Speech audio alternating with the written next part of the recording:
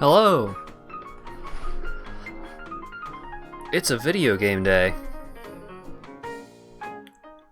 Aw, don't tell me it's gonna be a frame day.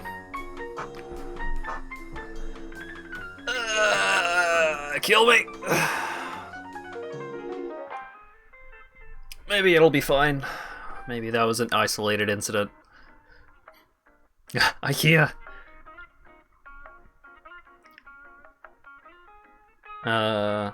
But yeah. It's... If we do be dropping frames left and right, then I'll figure out something. Because I don't really want to have that kind of experience with No More Heroes 2. I feel like that would be doing the game a great disservice. But I also feel that way about that kind of thing happening with most games. I mean, this isn't the song that I had intended on going, but this is a totally fine hold-on-screen song, I guess.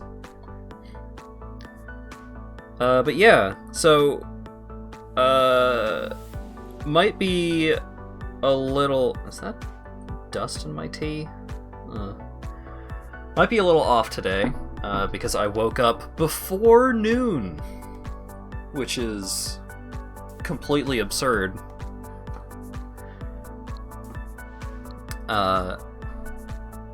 And hopefully... Whoop. Headphones going weird. Hopefully it's fine. But I am tired, and I did have like 4 consecutive 15-minute naps about an hour ago. 2 hours ago. So I guess we'll see. Alright, frames have not continued to drop.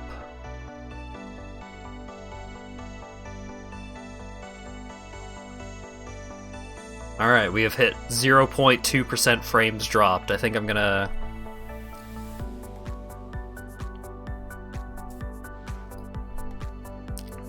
go for it. Trying to figure out how your arm feels wearing your braces for most of 2 days in a row seems good. Yeah, I mean, wearing the braces that are designed to help stabilize your wrists seems like a good way to help your wrists. I mean, I'm no doctor.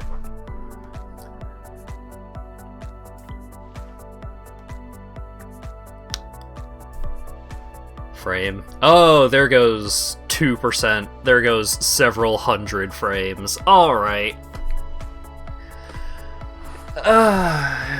It's gonna be like that, huh?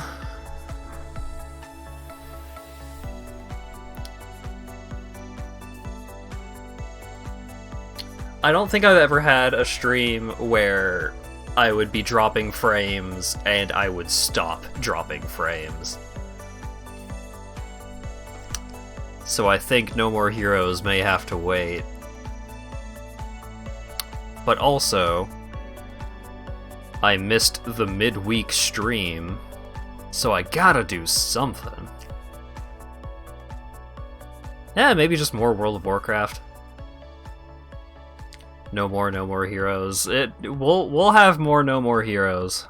Just probably sometime next week, I guess.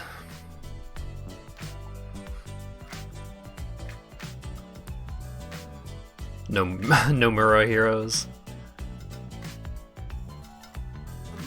Yeah, frames be bad.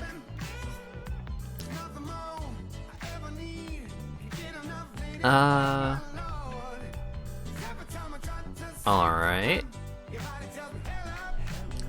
It seems like most folks... or not most. A fair number of regulars are busy at the moment anyways, so I guess no huge loss.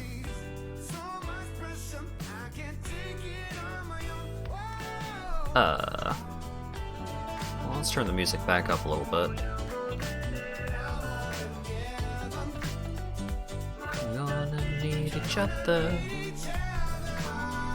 Debating getting Age of Calamity for co-op, but as you expected, the co-op frames are abysmal. Oh, yeah. I was actually really impressed with how well Hyrule Warriors ran on the Wii U. Because I had that game, and it was a whole heck of a lot of fun. But I feel like maybe they tried to get a little too fancy with Age of Calamity. Overestimated the power of the Switch.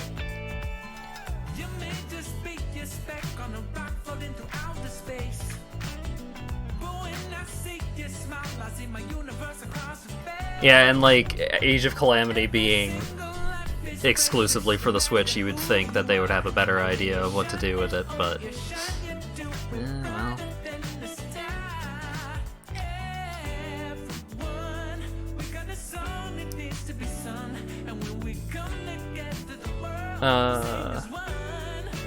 I was thinking about just like restarting the stream, but I don't think that's actually gonna make a difference. Vinny's playthrough so far has been neat. Yeah, I intend on just checking out someone else's playthrough of that game because I have too many other games to play at the moment. Well, actually, I do have notably one fewer giant game to play now that I have basically accomplished everything to accomplish in Yakuza Like a Dragon.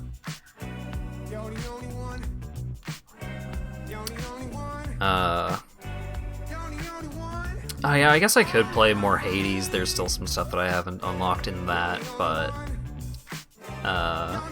most of my recent Hades enjoyment has been Lawyer Dog recently started playing it again, and so I've been talking to him about it, and that's been fun.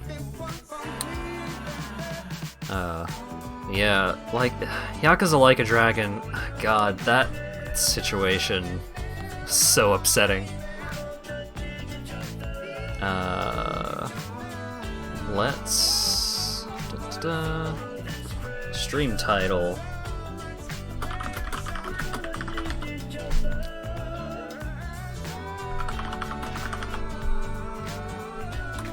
Wait.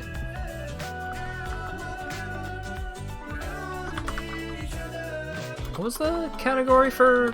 It was just chatting, right? Just chatting. There it is. Just gonna relax for a little bit. Just gonna have a little conversation here.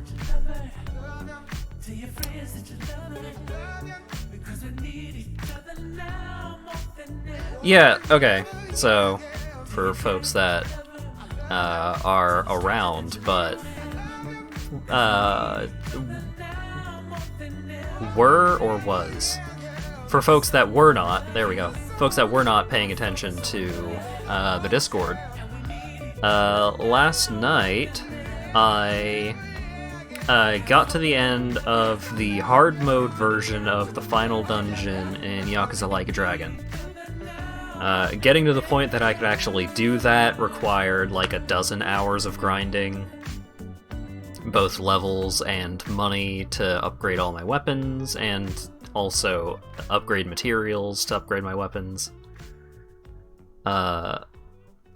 It was a lot of effort, and then actually playing through it was super hard because all of the enemies in it are max level, and if the main character dies, you get a game over, all Persona style. And normally, in everywhere but the bonus dungeon and the true bonus dungeon, normally you can just spend some money to retry the fight. Not here. In the bonus dungeon, if you lose a fight, then you have to load your game.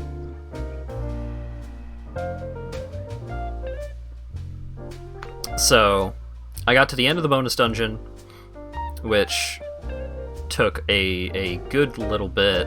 of playing, and playing super cautiously. Just in between every single fight, I would have to go through and make sure all of my characters are maxed out on HP and SP and everything. It was a whole thing. And I got to the boss, and I entered the boss, I got to the final boss, because there are several bosses that you fight throughout. I got to the final boss. It played the cutscene for, like, oh, alright, you finally made it here, but I'm gonna kick your ass so bad, you know, you better not go complaining online if you can't beat me, because this is only for tough guys, and just, like, going on and on about it. Hang on, I think I still have the exact quote somewhere around here.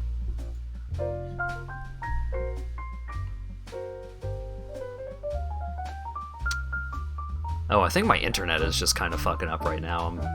I'm struggling to load this push image.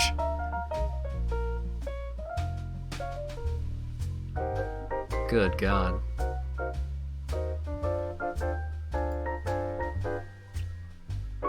At least the stream is still on.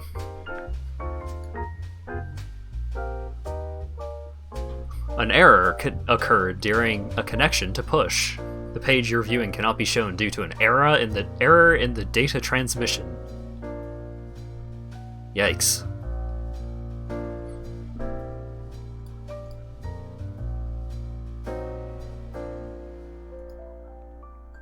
All right, there we go. So when you get to the true final boss, one of his lines is, "If you lose, you have only yourself to blame, and leaving us poor reviews on the internet will solve nothing." And it's like, oh man, I'm excited. I'm gonna beat the true final bonus dungeon, and I'm gonna get the achievement. Oh shit. England, co-champ, England, co-champ, England, co-champ. Thank you very much for the resub-ish. That's 7 months, baby! Alright, hang on, think. There we go. What the fuck is 2020 Unroll? It's toilet paper rolls with a bow tie. Alright, cool, thanks, Twitch, I guess. Right, so, it's toilet paper because 2020. That's one way of looking at it. So, I get to the final bonus dungeon, the final bonus boss. No spoilers as to who or what it is, but I get to the final boss, and after the introduction cutscene, before the actual fight starts, the screen goes black for like a fraction of a second, and then the cutscene for beating the normal mode version of the secret bonus boss plays. And like when you beat that version of the boss, when you beat the normal mode version of the boss several times, the cutscene actually changes, which is really fun. And you get an item as a reward, and it's not even a good item. But that cutscene happened, and I got the item reward. And then it loaded into a fight, and rather than loading the fight in the boss room like it was supposed to be, it was like the fight had loaded in an empty a world that was basically completely empty except for the skybox and like 3 low poly buildings, like three LOD fucking models for the buildings. And the boss spawned in, and none of my party members spawned in, and the fight started, air quotes, and the boss fell into the void, and the fight ended. And I got no rewards for completing the fight, as if the boss had run away, because some enemies can run away. So, like, the boss fell into the void. I got no rewards. And then, my party spawned, like, at a random position below the base of the Millennium Tower, which is where the final bonus dungeon is. And the game was just like, alright, cool, back to the game. I was no longer in the bonus dungeon, so if I wanted to try again, I would have to beat the entire bonus dungeon again.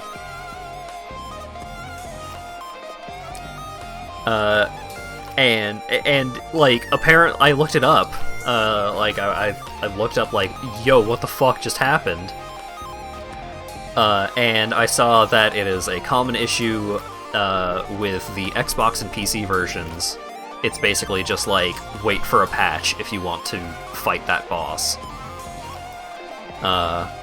And also, thankfully, before I saved my game, because I was thinking about, I'll just save my game anyway, I got all the money for playing through the bonus dungeon.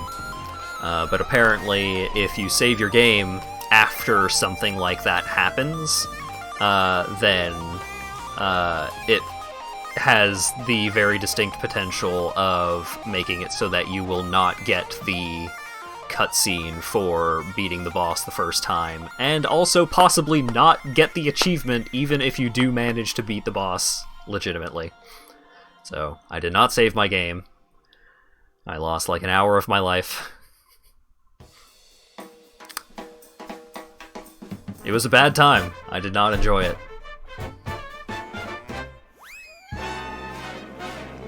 And then after that, I loaded up World of Warcraft, and I went in to a random dungeon queue as a tank, and the entire way through the dungeon I had to deal with a rogue who would never go into stealth and would always initiate every fight. Last night was a bad night for video games. And apparently tonight is also not a stellar night for video games, considering that my internet is fucked up.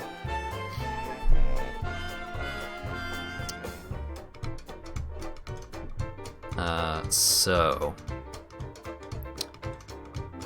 I'm not gonna play No More Heroes 2 if I'm gonna be dropping frames left and right, because that game deserves better. That game is too cool. How are the frames? I just lost like another 50.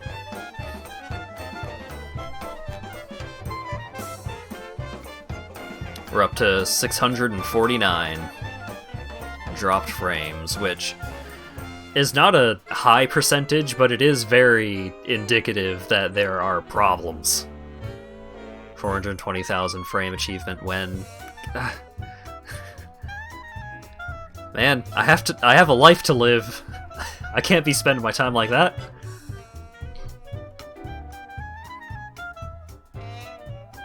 Although I was thinking about, since I had woken up so early today, I was like, what if I just stream all day? I don't know, maybe it would have been fine if I had just started earlier. 420 Kocha achievement. I mean, the 420 jokes are super easy to make. He's a maned wolf, who are notorious for smelling like weed. Where are we dropping the frames? Oh god. Oh, yep, there goes another 100. Yikes. Are they actually? Yeah, any zoos that have maned wolves, there was a common problem where the cops would get called to the zoo because they thought someone was smoking weed. But it's just the maned wolves. The maned wolves smell like weed.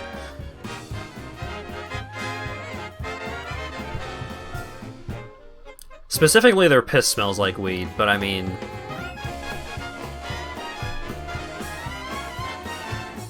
that's not as funny as just, like, the entire animal smelling like weed all the time. It's still pretty funny.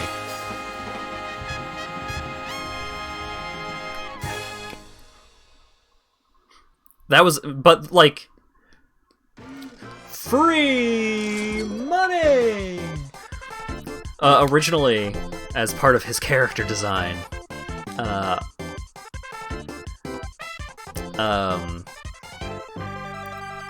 was going to have, like, a gag where Kocha always has his pockets stuffed full of dryer sheets so that he doesn't smell like weed. And it's like, if you know... The joke is that, haha, weed. But, like, that would imply that he smells like his own piss, which is not as cool, so I didn't actually follow through with making that much of a thing. It was the perfect balance between an easy joke to explain and a joke that gets much less funny the more informed you are. Stream the roar bark? I guess I could. It's not like I have anything else going on right now.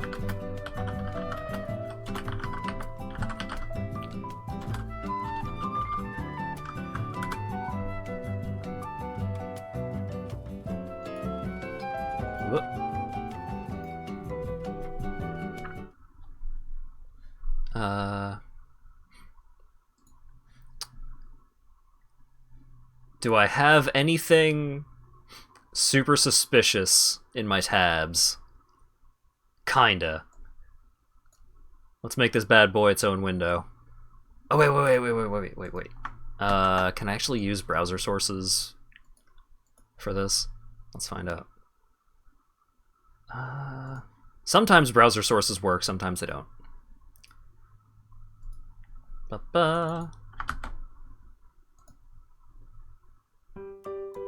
Oh, cool ad. Oh, Jesus Christ. I can't interact with it. She is the love of my life. DoorDash provides No. so much flexibility. If something happens with her where I need to be home, I can just log out and just say, okay, my Jesus family Christ. needs it. I don't have to answer to nobody. I don't want to be nobody's employee.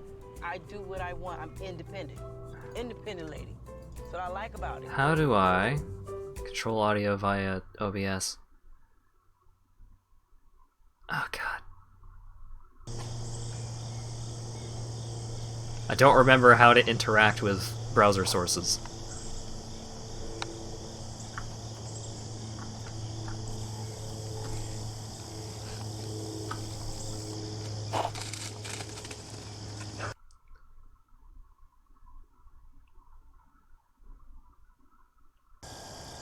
Yeah, it is absolutely a slideshow. Performance mode. Wait, what? Disable performance mode. It turned off the preview. Browser sources suck. There is just a single image of a maned wolf. Yeah, fuck that. Alright, window capture. Aha! Here, I'll do the smart thing. I'll use studio mode so that you can't see. I can crop it before you guys see it.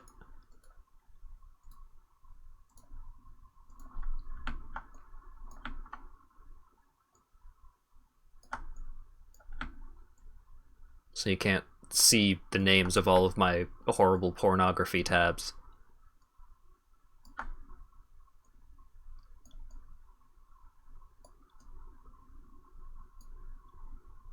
Okay, is that gonna work?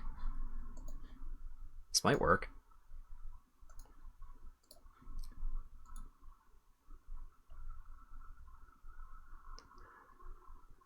Open endless Twitter links going neat and never following up, which is why your second window has 1,600 tabs. Good lord. I thought I was bad for getting upwards of like 300. Or, sorry, upwards of 500. 300 is usually a good day. Meow.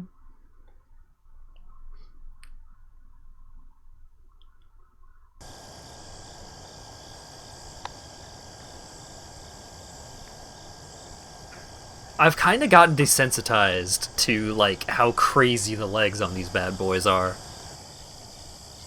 It's because I looked at them so much.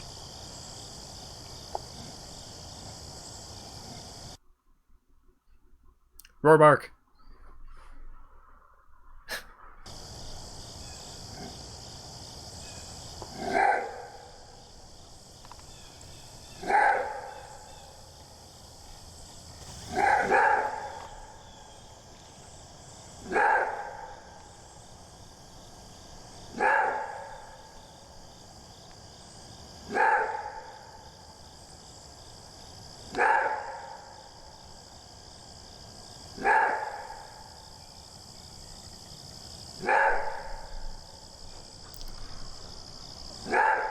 It's a roar bark. It is a roar and a bark.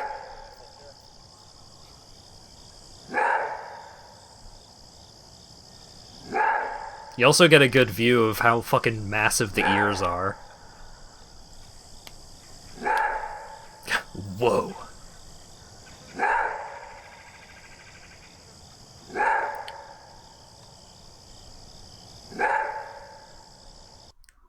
Just have this looping in the background while you stream.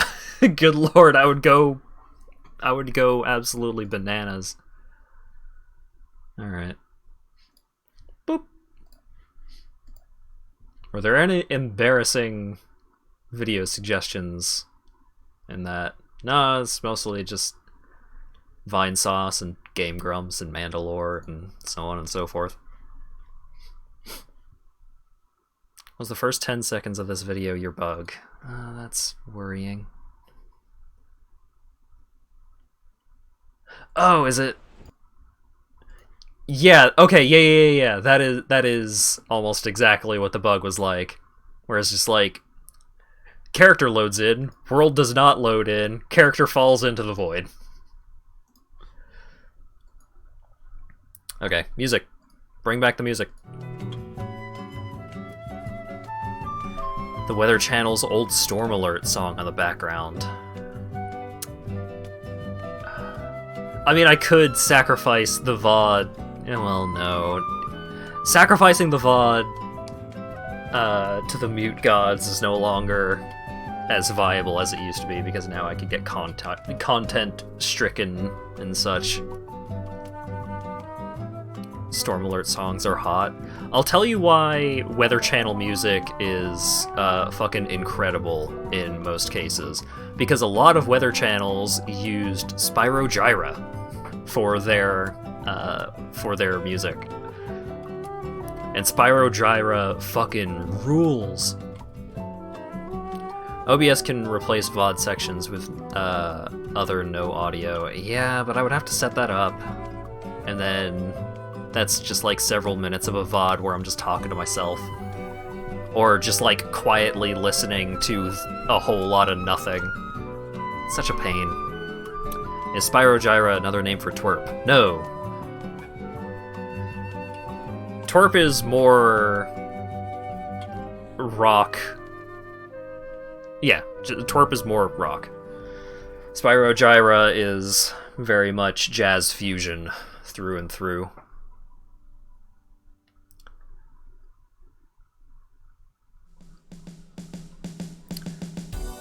Well, the Storm Alert song specifically, maybe not, but I definitely recall. Oh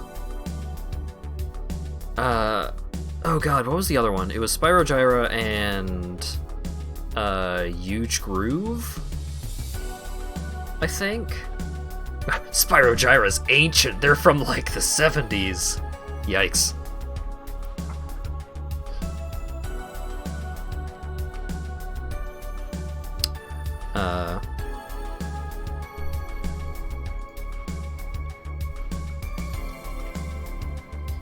Yeah, most of the Weather Channel music that I think of is Weather Channel music from like the 90s. Late 90s. I guess that would be early 2000s as well.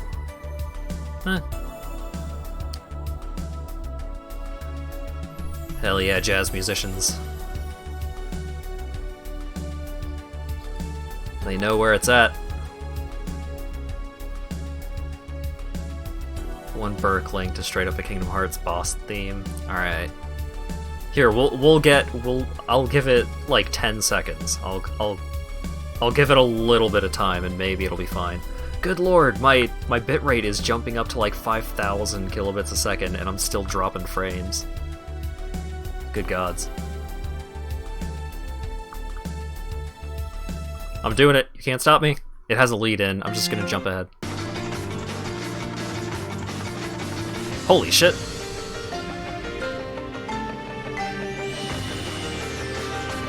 Yeah, that's just Final Fantasy music. Okay.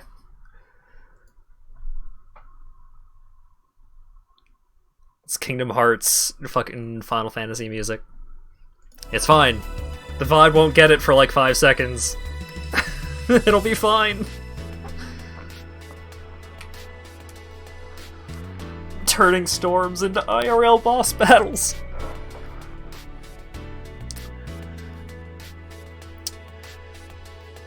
Oh, wait. Oh, I wonder if the Final Fantasy XI installer music... I mean, that's video game music, right? You hear this Giant Steps version. Which one is this? Oh, Giant Steps with no notes. Yeah, I did. I have heard that one before, believe it or not. Okay.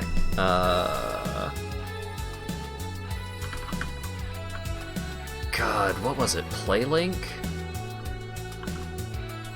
Play Online? Yes!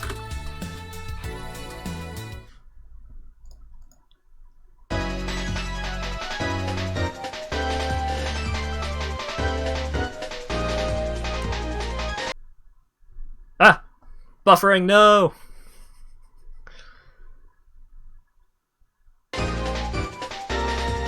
Yeah, my internet really is fucked right now. Golly. So, this is a filter branch from the Play Online viewer. Gran Turismo 3 music. So, this song plays when you are installing Final Fantasy XI on the Xbox 360. I had gotten Final Fantasy XI in like one of the expansion packs at EB for like $10 because I was like, I like Final Fantasy. I haven't tried 11 yet. Let's see what it's all about.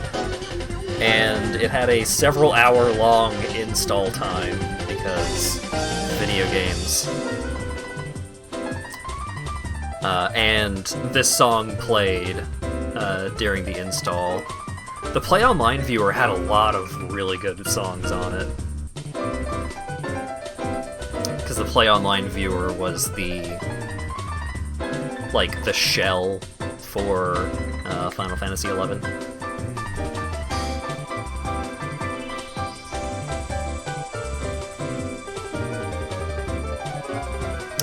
Such a banger.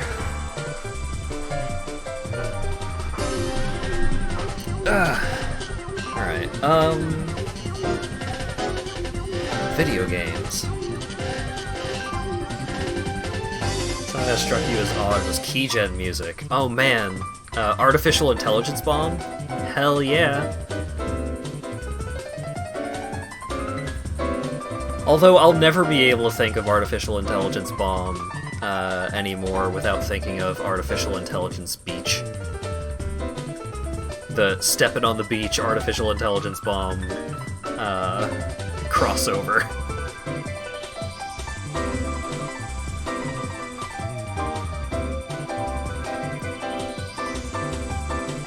I don't remember who it was, but I think one of the Vinesauce people, I don't know if it was Vinny or Joel or one of them, I think they had brought up, like, they had just opened a keygen music player. It was just like, it wasn't a keygen, it was just a thing that had a lot of keygen music in it. Keygen jukebox, yeah, that was probably it.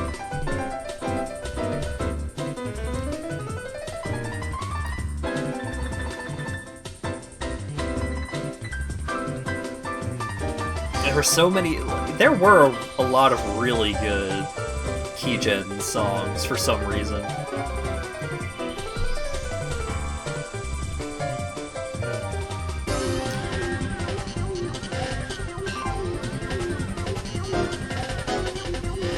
It was showing off? Yeah, I guess.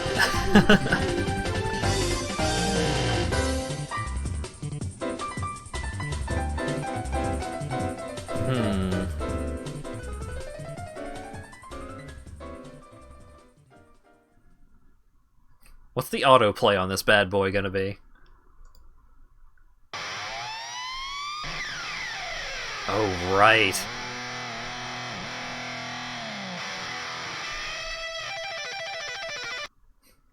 Yeah. God damn it. Vinny used a page that used AI to generate music, but it was driving him insane. Oh, Infinite Jukebox. Infinite Jukebox is a lot of fun to screw around with.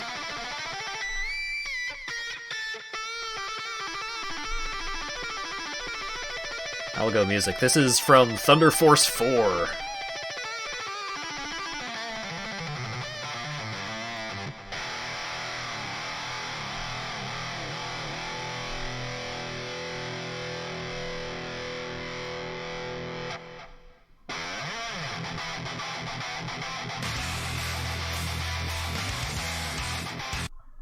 Alright. That's a pretty good one to lead into, but let's go back to Spotify. Let's just set it to the stream safe playlist. I've already pushed my luck enough. No, not Delfino Palazzo. There we go.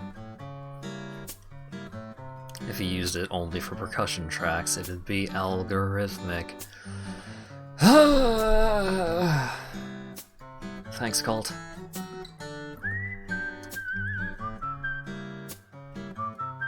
Alright. God, what am I gonna play? Assuming that my connection continues to be a garbage pile. I guess I could just play World of Warcraft.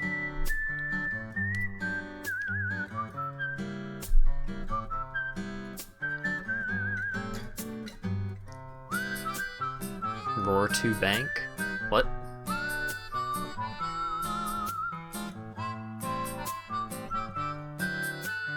I could play more Grim Dawn. Probably not. Grim Dawn, I've been kind of middling on it. I played it a decent bit last night, but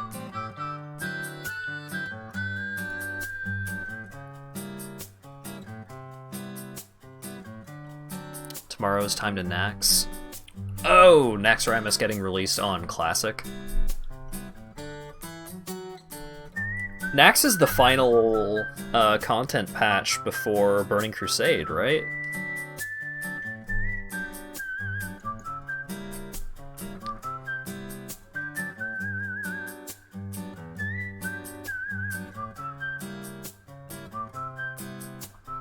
It was already? Oh, huh.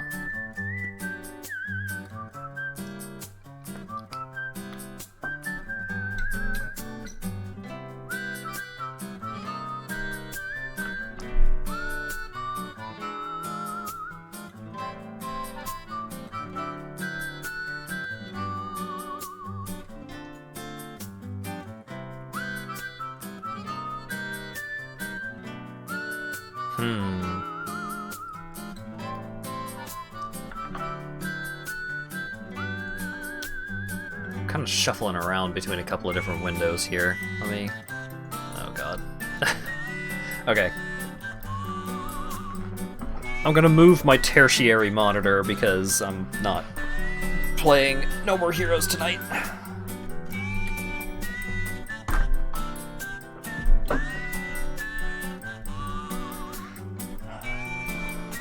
When is my desk gonna get here? I don't know if my desk is getting here on Sunday or Wednesday, but I have a new desk on the way, which should make playing Switch games less of a hassle. It was 2300 Thursday, so people decided to settle for Sunday instead. Ah, I see.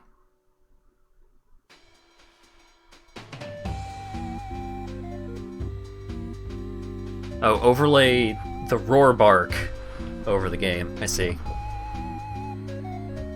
Gonna be rough because top guilds have been wiping a couple of times. Oh. A challenge, you say? That's maybe a good thing? I don't know.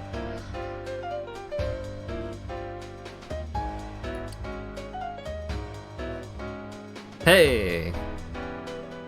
How's my frames? I just dropped like several hundred. Cool. Good to know.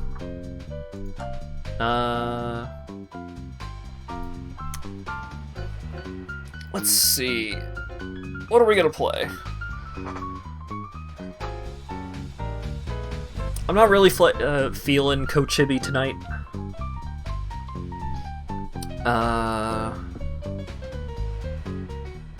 Restore deleted character. Oh, fancy.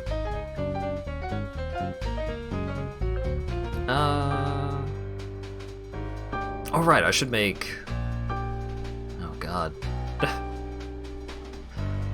Good lord, man. I should make a shaman, so that way, even if I use a level boost on him, can still start gaining rested experience. What's this guy gonna look like? Random.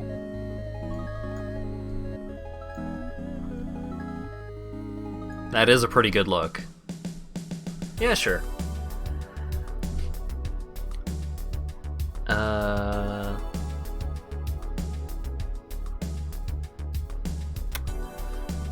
What's a Kochaman? Right, obviously. There we go. I was like, what's a funny name for Kocha and Shaman? The name just writes itself. It's expensive to try because one boss requires shadow protection potions. Oh, that's a hassle.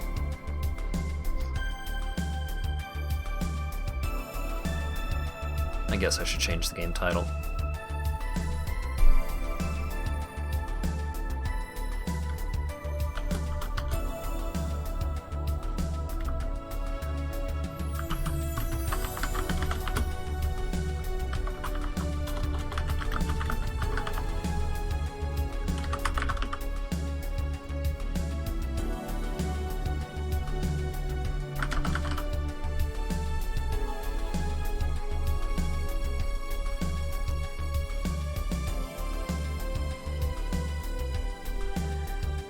$18 gold on shadow protection potions. You need 2 to 3 per attempt. Man. Oh god. Alright. Not actually playing this character tonight, but I did want them to start gaining rested experience.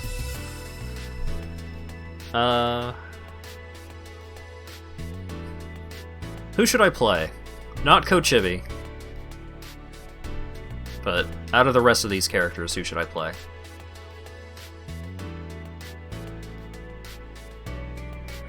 But yeah, I remember one of the, like,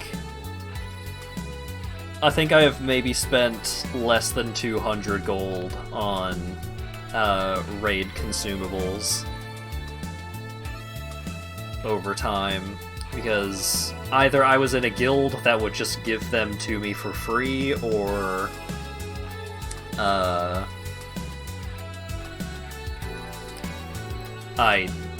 just didn't raid a lot.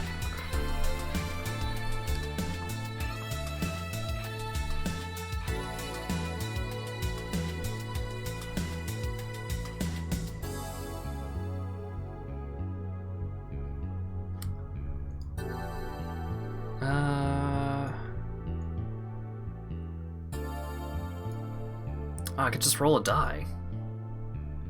Da-da-da.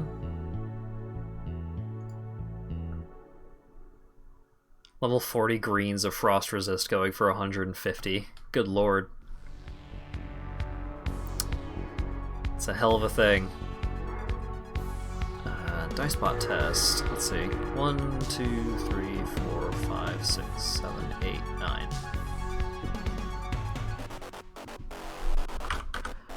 $1d9.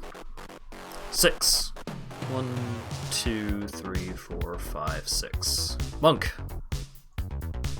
Yeah, okay.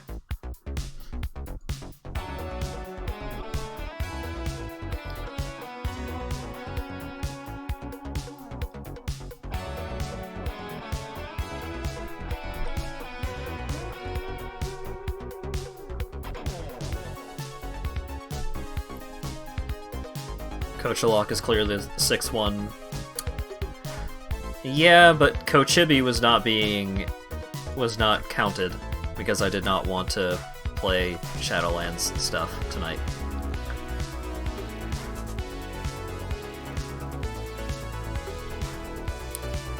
build per hour for most players is 30 to 40. Oh my god.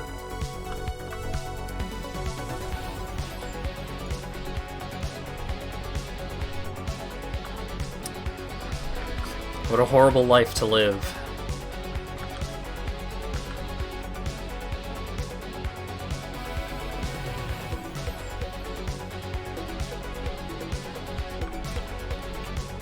Rand is talking about classic, not retail.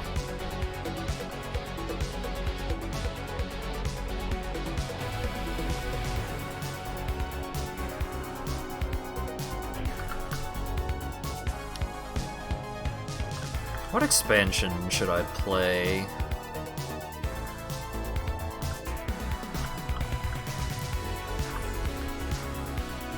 I don't really want to think that hard. I think I might just go with BFA, just because it's pretty decent money.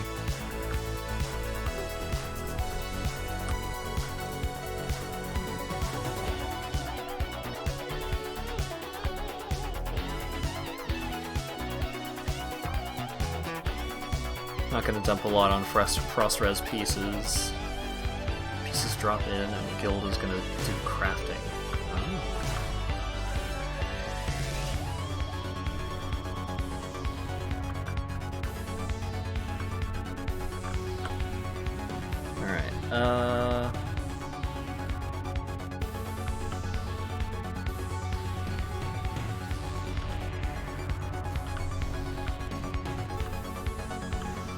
What? Oh, right. Yeah, speak to Sylvanas, the war chief. Yeah.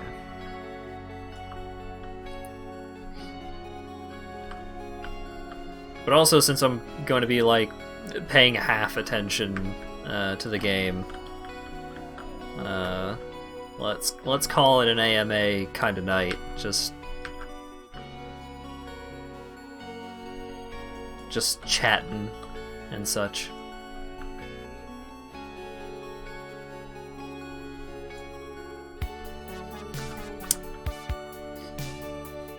How's One Piece so far? I'm up to 132. I haven't been watching a whole lot of it recently. Because it is... Oh, wait. No. Hello. Accept. I have heard this story before. There we go. I almost played through the Azeroth, or the Stormwind breakout again. That would have been bad.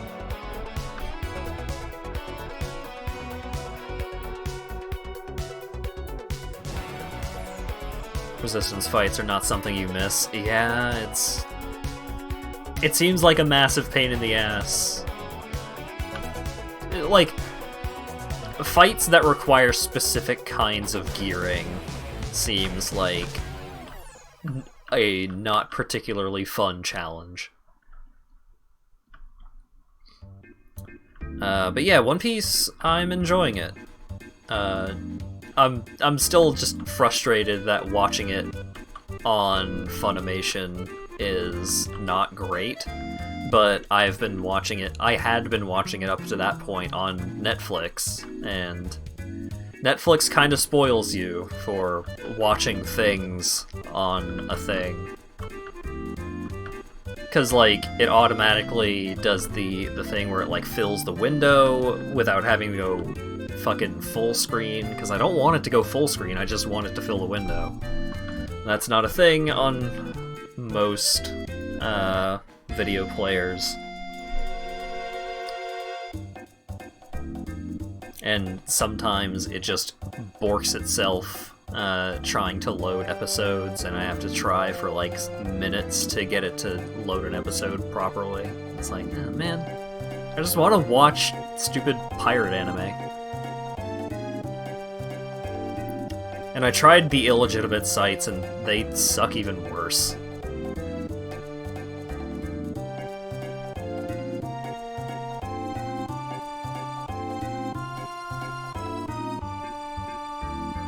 through okay in cases where it is a per-player effort and not overdone. It seems like a difficult thing to... a difficult balance to maintain.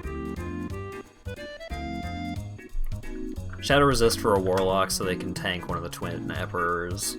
Yeah. That can be alright.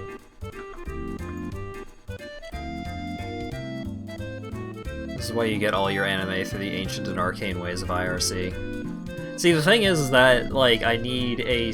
I've been watching specifically the Funimation dub for One Piece, which is...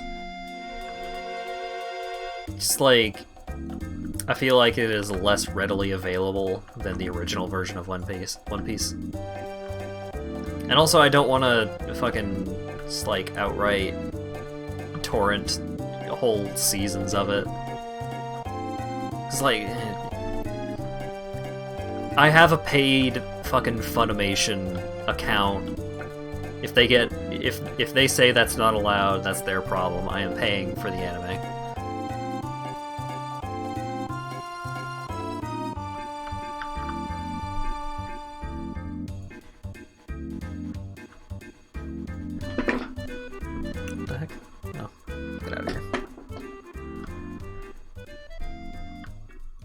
But yeah, Netflix only has up to episode 130, which is the end of Alabasta. Free money! Alright, I also don't know what my skills do. Let's see. That's a stun.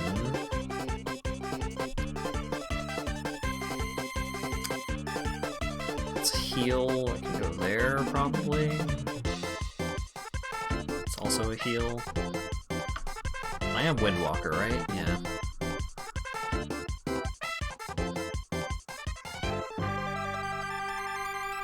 Warlock example is mostly fine because it's a non-standard role that makes encounter more memorable. Right. Like, if you're gonna require something like that, you gotta make it worth the effort. In some way.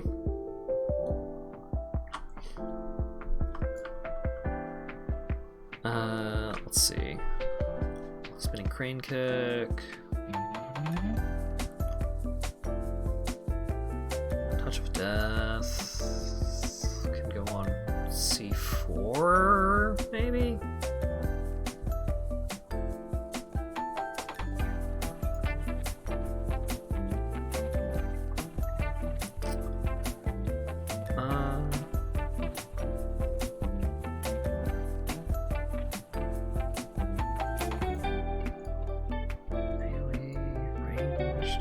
Fine. I don't have an interrupt yet, right?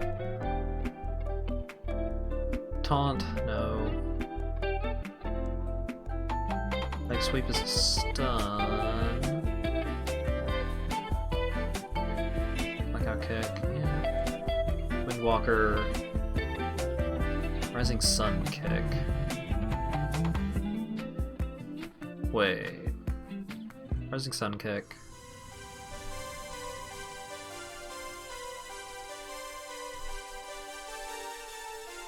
Oh, Rising Sun Kick is a better version of Blackout Kick.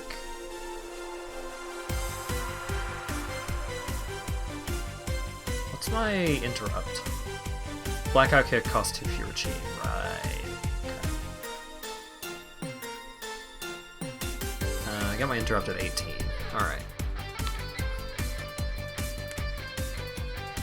Warlock tanking Glyph in Miss Pandaria? That recently? Oh man. Can't stand watching dubbed anime. The voices don't match the characters, and they have like 3.5 voice actors. Well, I mean, more recent anime are generally better about that in general, but also, I prefer the English voices for the main cast in One Piece. Like, especially Luffy. I just prefer Luffy's English voice.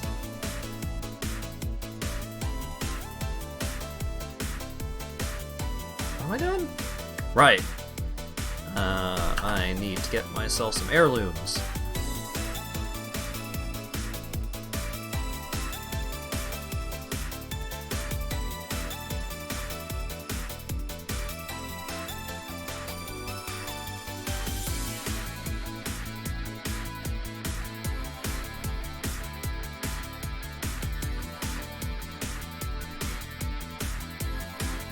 Wait, the staff is 39? Why is the staff upgrade 2, but the mace is only upgrade 1?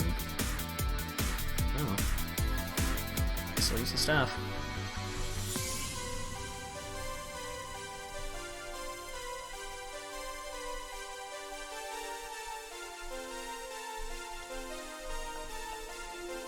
Oh man, even the game is lagging out a bit. Oh well. Recent dubs for stuff is relatively fine, but yeah. Like, I understand not wanting to go back to ye olde dubs.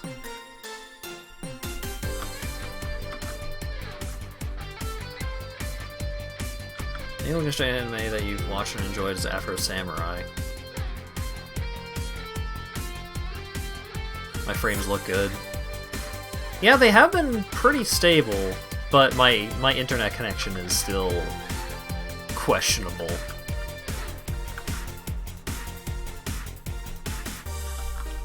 So, my announcement was a lie, and I apologize for that.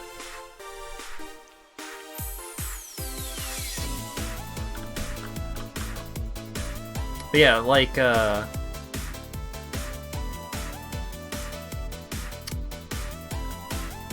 it really depends on the anime. Like, I would not even consider watching Cowboy Bebop subbed.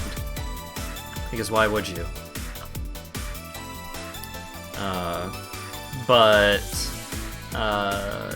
some are just, you know, straight up personal preference. Like, for me, the One Piece dub is just, it's just personal preference, but also, the dub for My Hero Academia is generally pretty good, but I still prefer the subs because I prefer, like, more than anything else, I prefer All Might's subbed voice. Because then it makes the random English interjections that much more meaningful.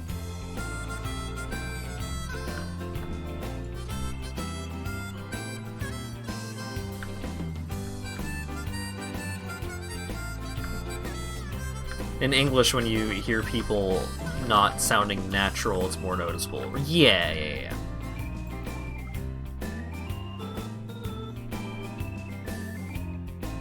You've seen Gundam Wing in Dutch? Oh boy. I'm so sorry that you had to watch Gundam. The animes you can't stand to watch subbed are Fullmetal Alchemist Brotherhood, Cowboy Bebop, Beastars, Black Lagoon, Hellsing, and Bakano. Yeah, the Beastars dub was pretty good. Bakano was great in English, yeah. I still need, like, I've seen scenes from it at this point, but I still have not actually watched Bakano. I say it's on the to-do list, as I always do.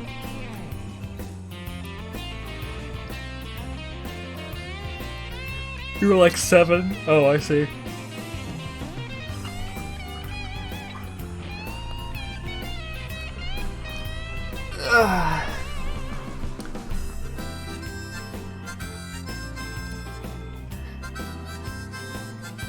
Look, I can't watch other anime. I have to get through 900 episodes of One Piece first.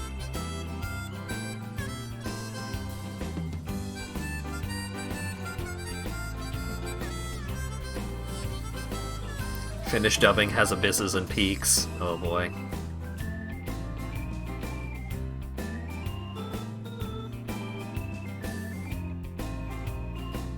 Oh, Kairi saying fuck in the Beastars dub.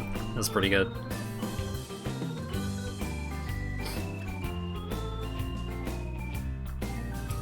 Pace will fix it. Yeah, but I'm probably just gonna end up watching all of the episodes that are dubbed in the dub, just because I prefer the dubbed voices. Plus, it's still gonna be like 70 more episodes before there's even a one pace of the episodes that I'm on.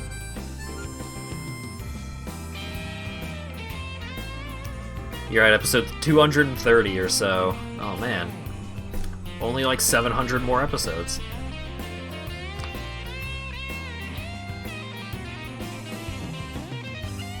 Would it be more efficient if you watched one episode of 900 Piece? I feel like that's what Lago did. Every time he joins the conversation about One Piece, he's like, yeah, I still remember the time that I watched several hundred episodes of One Piece in a single weekend. Which seems like a bad idea.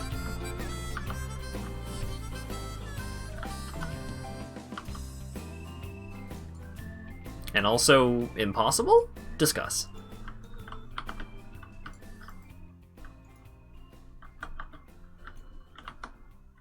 Why are they looking for One Piece when you could get a 4-piece chicken McNugget for $4.99? Yeah.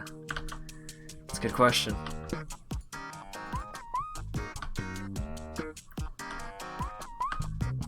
Oh, that's why these enemies have not been looted. I don't have auto loot on. Why is auto loot not the default? Still very baffling to me.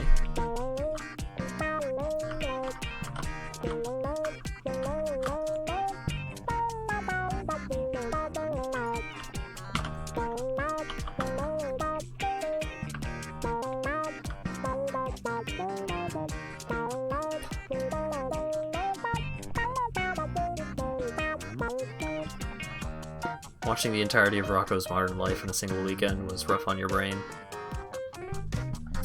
I think I did that with Harvey Birdman when they put all of the episodes available for free without a subscription or anything on the Adult Swim website.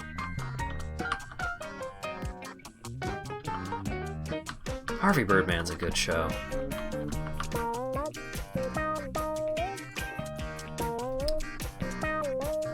Stephen Colbert should voice act in more shows.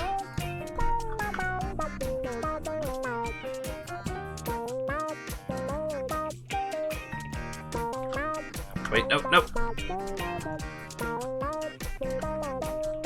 Dan scares you reading 200 chapters a day. You take so long reading 10. I feel like, I don't know, you could probably get more than 10 going, but Dan is a very fast reader for some very understandable reasons.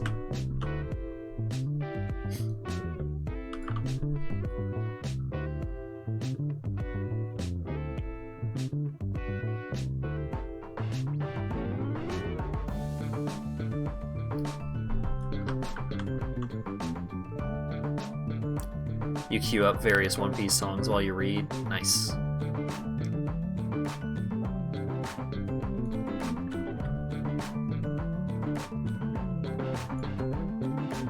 I tried to call... There was a specific One Piece song that was stuck in my head like all of yesterday. And I tried to call it to mind just now, and all that started playing in my head was Groos's theme.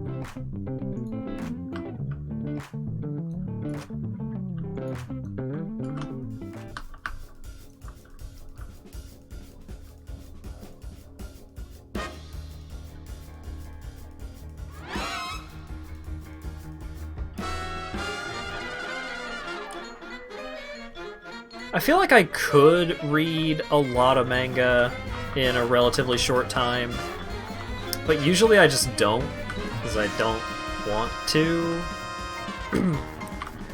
Unless there's like a good reason for me to want to catch up as quickly as possible. And there usually isn't.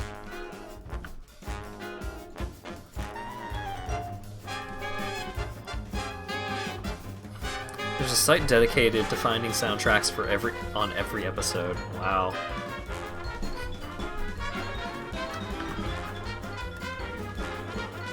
Reading them while on the bus? Man, I wish I were cool enough to read anime on the bus. Read manga on the bus. When I was still in school, I was a fucking nerd-ass reading actual books when I was in, like, going between classes. Until I got to high school, and then I started reading quests while I was between classes or in classes.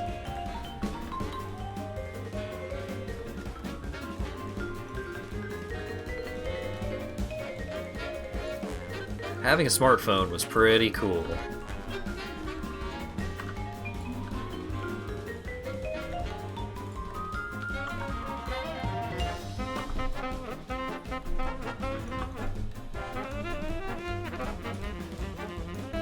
I'm ready to make low go.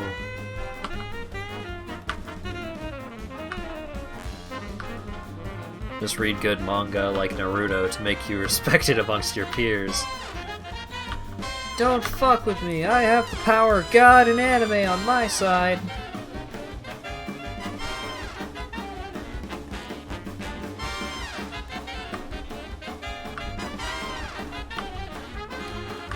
For English, you had to read 300, 500 pages in a single year for your first book. You read the entire Lord of the Rings trilogy as a book report, so that was 1,000 pages down. Damn it! Ugh. It just didn't accept my turn left input. Still had to do 7 books that year. Yeah, there was one year in school where I just read the Lord of the Rings trilogy and The Hobbit. And I remember liking it, but not loving it. Oh hey, another excuse to tell that one story of the time that I went to a girl's house. So let's make it proper. Let's tell the whole story. So I moved around. I have moved around a whole lot throughout my life, and during one of these moves, we ended up in a relatively rural area in southeastern Ontario, thereabouts. So relatively small community. The high school that I was going to, a lot of the people that went to that high school lived in that area. And one of the restaurants that me and my family used to go to a whole lot, it was family owned. So the teenage daughter, who was going to the same school that I was, would work there. You know, she would do waitressing and such. And my family went there a lot because it was good food, good prices, and eventually we had just made friends with the family. And you know, I'd be chatting with the girl because she was also into nerdy stuff, like she liked anime and video games and, you know, fantasy stuff. She was a nerdy person like myself, and so we got on pretty well. And after a while, eventually, we had started like meeting up and hanging out during lunch at school and stuff like that. And so, you know, we were buddies. And one time when we were at the restaurant, or no, this wasn't at the restaurant. It was specifically while we were at school. She asked, "Hey, do you want to come over to my place and watch a movie?" And I was like, "What movie? What kind of movies you got?" And she's like, "I have the Lord of the Rings. I don't think we'd watch, you know, more than one of them, but you could come over and watch the Lord of the Rings." And I'm like, "Oh, hell yeah. I like Lord of the Rings." And so,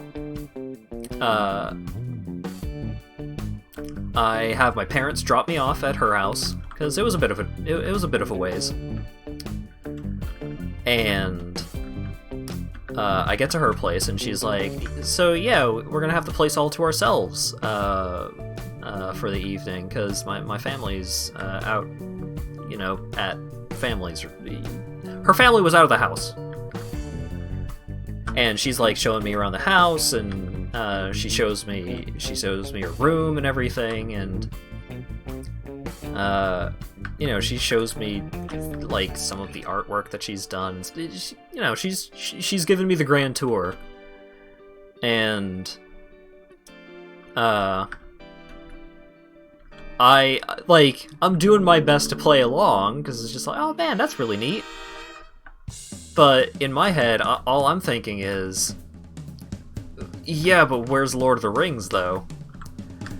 And it had gotten to the point where, conversation was slowing down, and I was just, I was sitting on the edge of her bed, and as she's just showing me a room, and she sits down next to me, and I'm like, so you want to go watch the movie? Like, she is sitting next to me on her bed in her room with her family gone.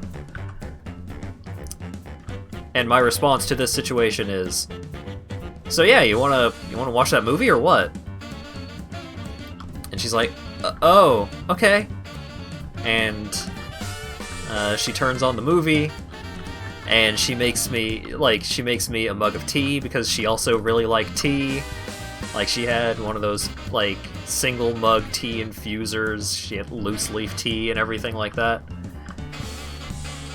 And where the fuck are these street scamps? I wasn't just wandering around aimlessly. I promise I was trying to do something in the game. There it is. Yeah. She got me a mug of tea, and I had the tea, and then we proceeded to watch the entire director's cut of the first Lord of the Rings movie, sitting in silence on opposite sides of her couch. And then I called my mom, and I went home.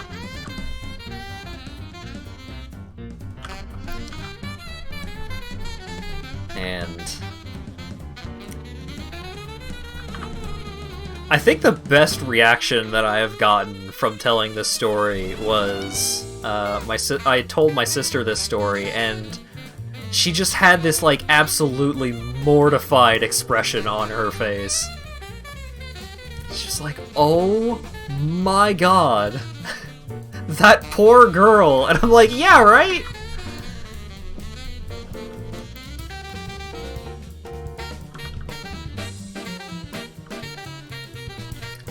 That'd be a good night if she were into it too. I feel like she probably enjoyed the movie, but I also feel like I kind of missed the boat on the whole purpose of the visitation.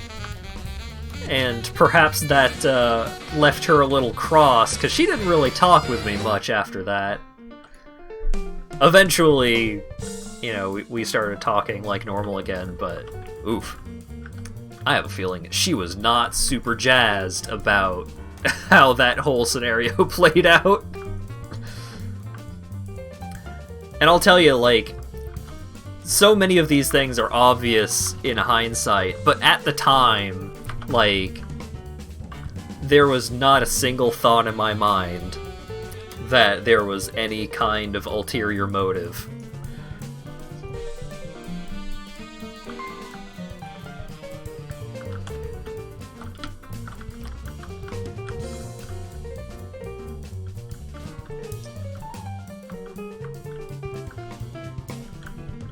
And I mean, the punchline to that story could be,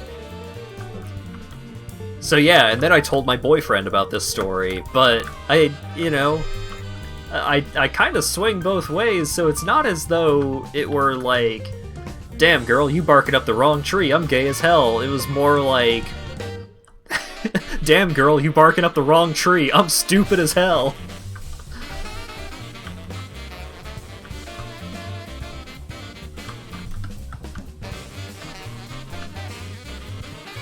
Later, Rand. Thanks for dropping in.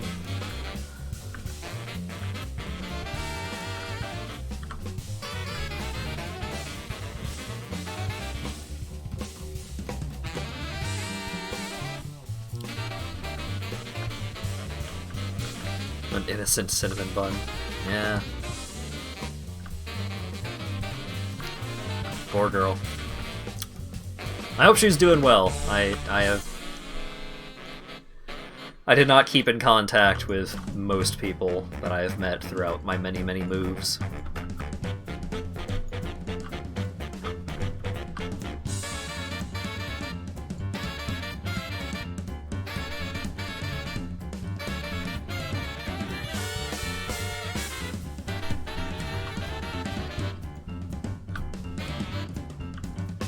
Like, I also wonder how the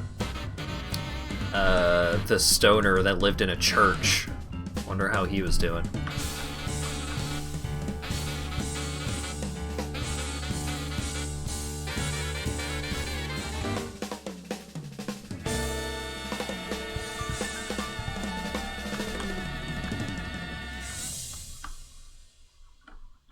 I think the time that I spent at the school with the stoner that lived in a church, I kind of feel the worst about that period of my high school career.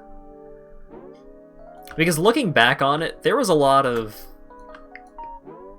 folks that genuinely wanted to be my friend, but that was my angsty period.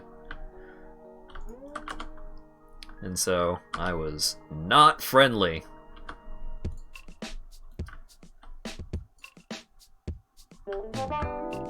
Although that was not too long after I moved away from Newfoundland, which was my home and native land. Not exactly native land, but that was where I had the most established life out of all of the places that I've lived.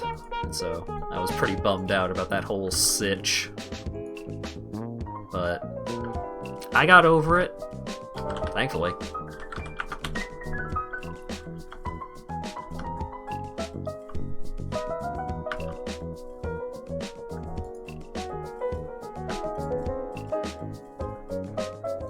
I had gotten in trouble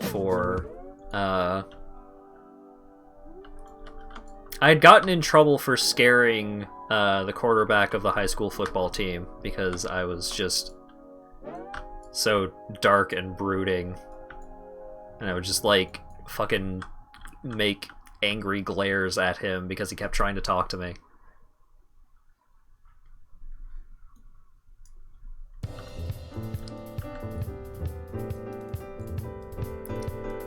Joke's on him, I got a free breakfast out of having to go to the guidance counselor. So, haha.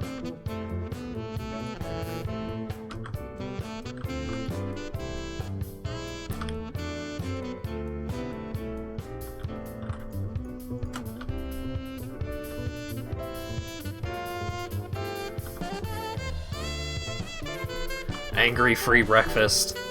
I wasn't angry when I had the breakfast. I was angry that he kept trying to talk to me, but that was just because I was being a bitch.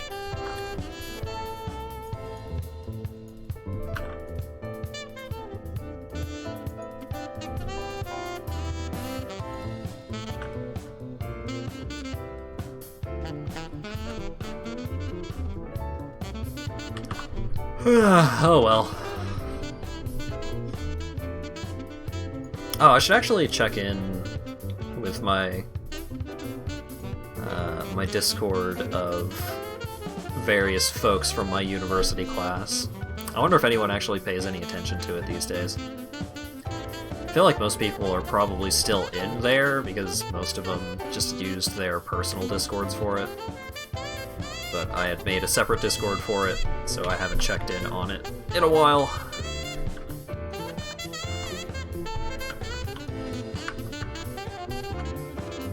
Those guys were cool. I have more common ground with them now than I did back then because I have actually watched My Hero Academia because that was all they talked about for a lot of the time that I spent hanging out with them.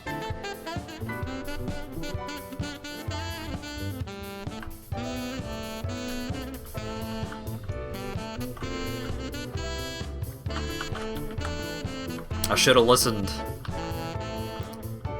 Got a macadamia. Oh, now I want a cookie. Oh, now I realize that I actually do have a bunch of cookies that I could go eat. It's past 8 now. Lawyer Dog's probably gonna be awake relatively soon, and he's gonna make sandwiches.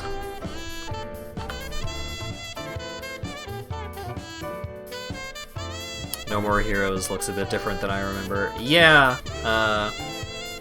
I've been having some connection issues regarding the stream, so I decided no more heroes tonight. I'll probably be on Tuesday. Oh, right. This coming Monday is a Martin Monday day, hopefully. Acker, are you down for more Martin Parton on Monday?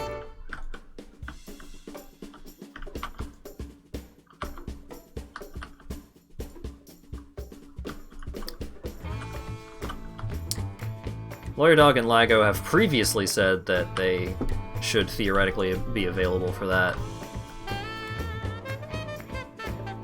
You would say yes, but you don't think you can make this Monday? Oh no! Wait, what is this? Why is this guy named? Oh.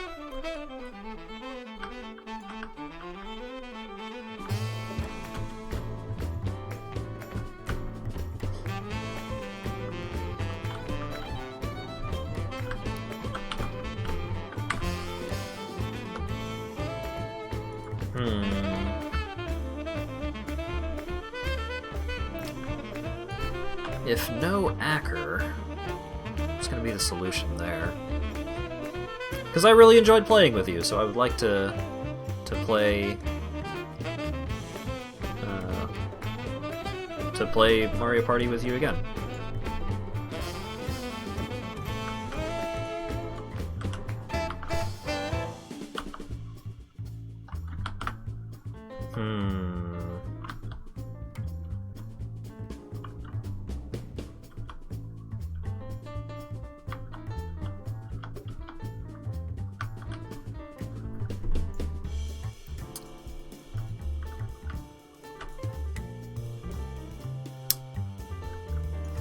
Oh, right, I discovered that Unfortunate Spacemen has the option to make private games.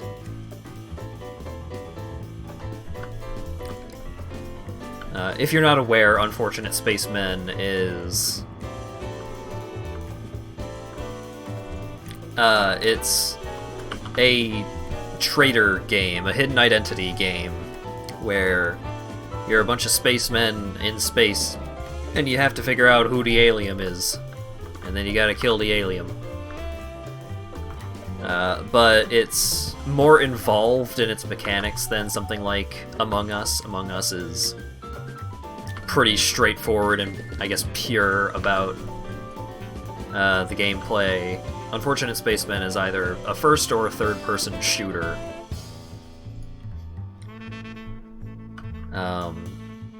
Mandalore did a video on it, and it seems pretty fun.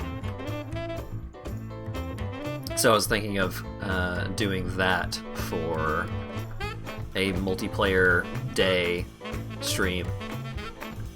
Remember these quests from the Tauren Hunter? Yeah.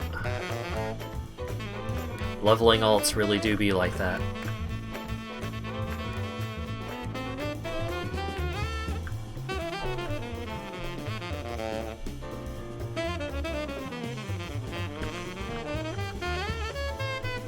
Wait. Is this up? This is up. I'm a fool.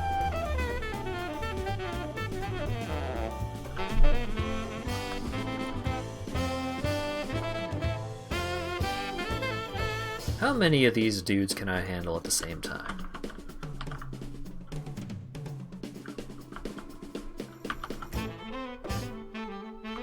A lot, apparently.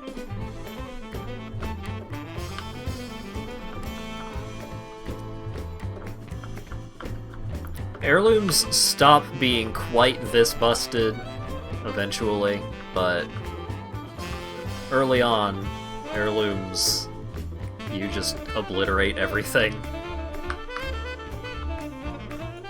Heirlooms being account-wide gear that you can just like you can just make infinite duplicates of them. You can't sell them or trade them or anything, but account-wide pieces of gear that scale with your level, which is pretty handy. used to be that heirlooms also boosted the amount of experience that you gain, but they reworked how heirlooms work with the leveling overhaul.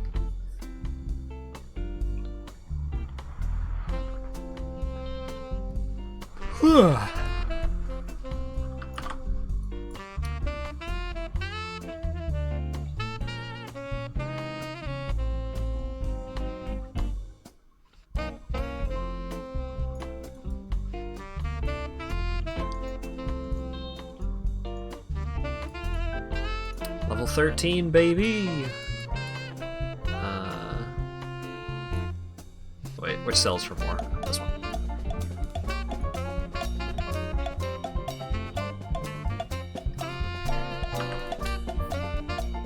You're no longer a scrub when you don't have heirlooms. Yeah, like, heirlooms are still good to have, because they're still just, like, good items at...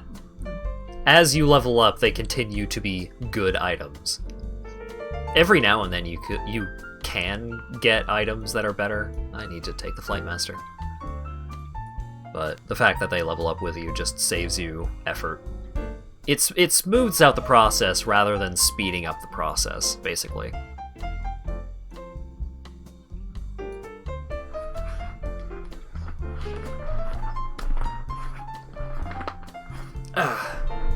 Because what are the bonuses? Like... rested experience consumed is reduced by 30%. Increases your out-of-combat regeneration in the outdoors, normal, and dungeons and battlegrounds. Gaining a level triggers a burst of knowledge, dealing a bunch of damage to stuff nearby, and you get some primary stat. Like, rested experience... Like, rested experience only really matters if that character is spending prolonged periods of time logged out. Which is why I went through and made a character of all of the different classes ahead of time so that they're stocking up rested experience. So it can speed up things, but it's not nearly as drastic as it was before. Not you. You.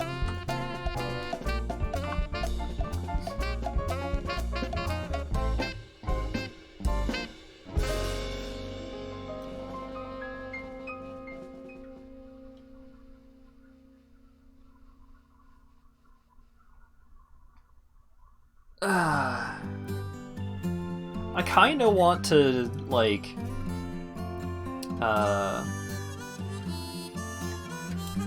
kinda kit out my heirlooms a little better, because I don't think I have...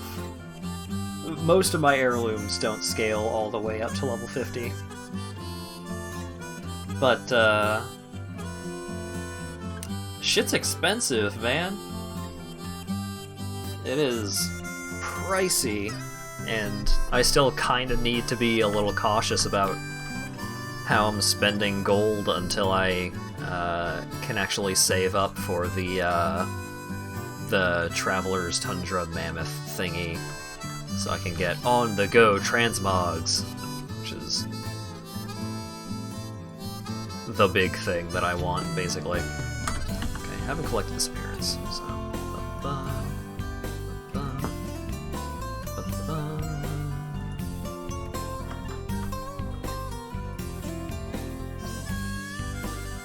Have you seen that Terry Crews was playing Danganronpa and some dude donated lots of money to see his muscles, and also Crews said poggers?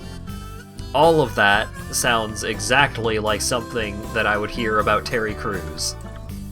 I'm very happy to hear every single thing about that sentence.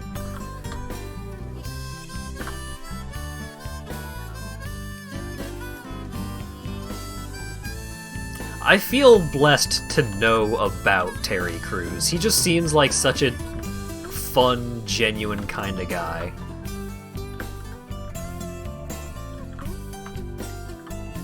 Like, he learned how to build a gaming PC so that him and his son could play video games together. It's like, oh man, It's just so cool.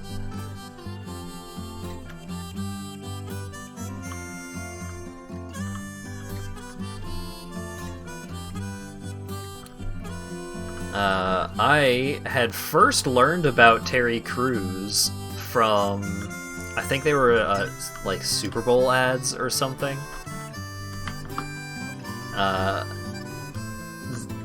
It was a series of short videos called Terry Tate Office Linebacker. And so he was a football player that was like being a football player in an office.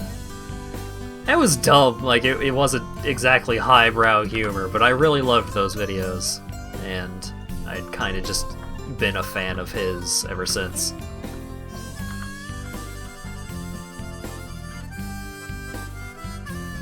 I still actually need to watch Brooklyn Nine-Nine, but I think that's one of the shows that's only on Hulu, or it's on CBS All Access, or it's on something. It's on a streaming service that isn't just the streaming service I already have, so it's a huge pain in the ass. When you have a spare moment, I have nothing but spare moments. What's up?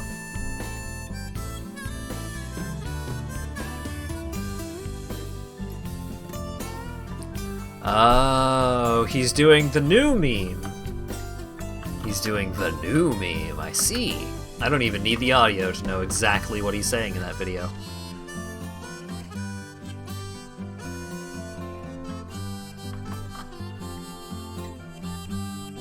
What a goofball.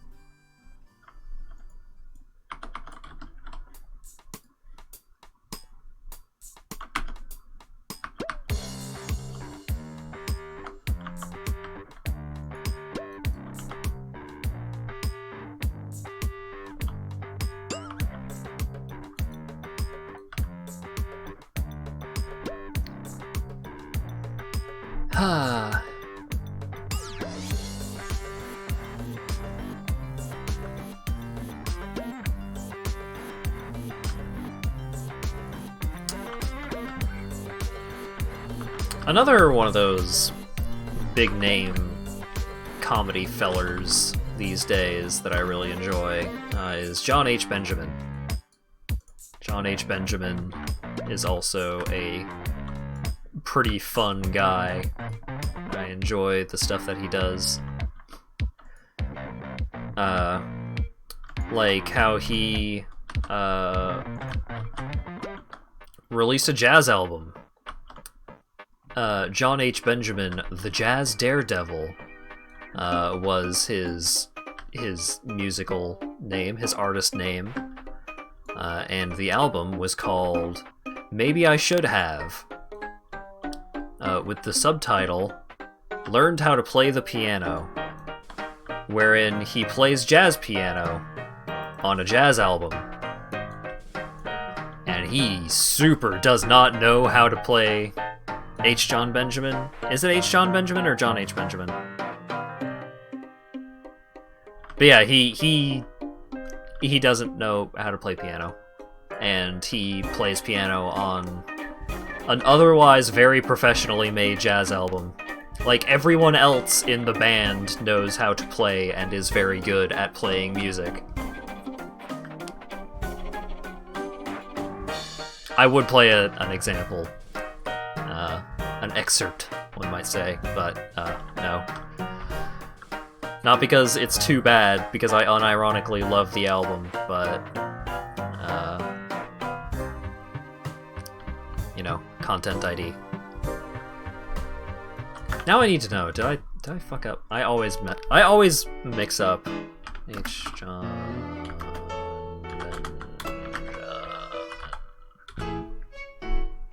It is H. John, not John H. Thank you, Colt, for correcting me. How many voices did John H. Benjamin do on Bob's Burgers? Nearly 30 characters, that seems about right.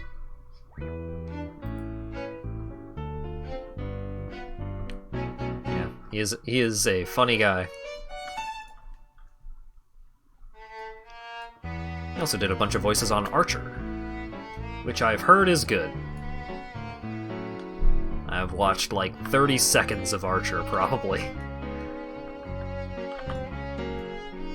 Where am I going?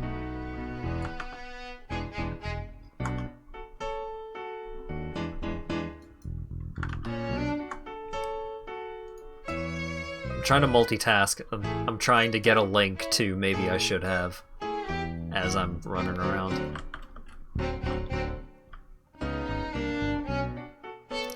Farewell, Acker.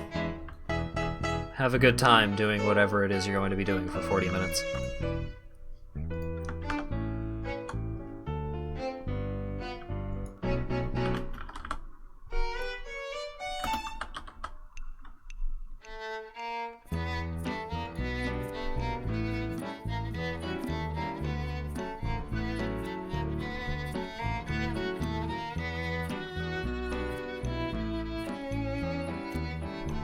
Oh my god, my internet.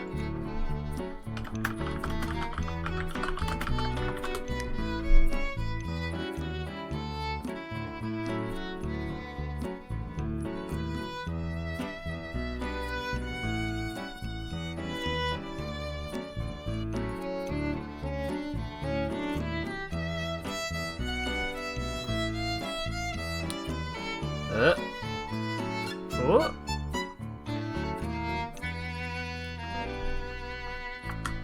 Okay, what does this link actually link to?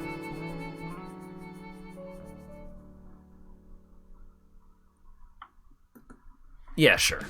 There we go. This link will probably take you to the thing.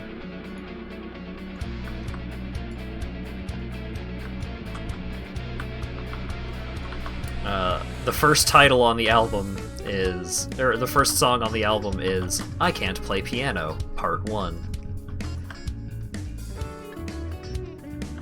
And as a big fan of jazz, I genuinely think that that album is enjoyable to listen to. Not just as a comedic thing, but the fact that he almost gets there a surprising amount of the time is just so interesting.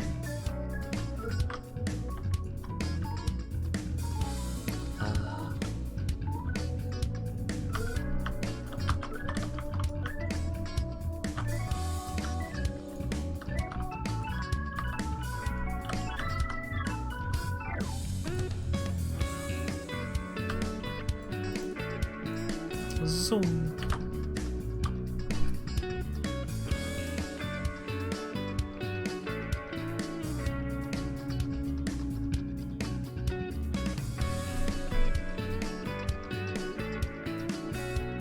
Ah, goodness gracious.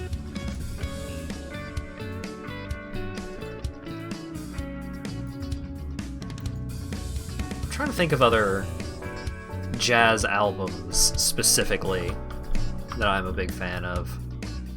Because I could probably name a bunch of artists that I like a lot, but specific albums can be tough. Ah, shoot.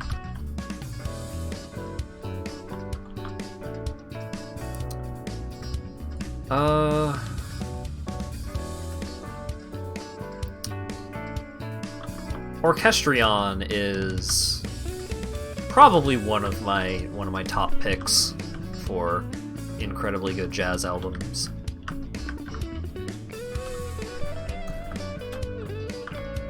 It is It is such an incredible experience listening through that and knowing what it is. So, I've probably talked about this on stream before, but what the Orchestrion is that it is a programmable jazz orchestra, basically. And Pat Metheny, one of the world's most renowned jazz guitarists, they even used a Pat Metheny song as the outro to the Cairo arc in JoJo's Bizarre Adventure. Long Way Home is a really good Pat Metheny song. But Orchestrion is Pat Metheny. Like, he programs this jazz orchestra and plays along with it. And so that's really cool, but the much cooler thing was seeing an Orchestrion performance in person. Because not only was he playing along with, like, pre-programmed performances from the orchestra, but he improvised with the Orchestrion. He could program the different instruments, like program and control the different instruments on the fly. So he would play something, like he would hit a button on this device that he had down by his feet. He would hit a button and he would start playing on the guitar, and like the piano would start playing along with him. And then he would hit another button and the piano would play that piece on loop. And then he would program another instrument, like he would program something for the drums, or like a wall of jugs with various amounts of fluids in them. And so on and so on, and eventually he will be playing this piece that was programmed, like you watched him put together this piece of music using his guitar and some doodads, and it was just an absolutely incredible experience.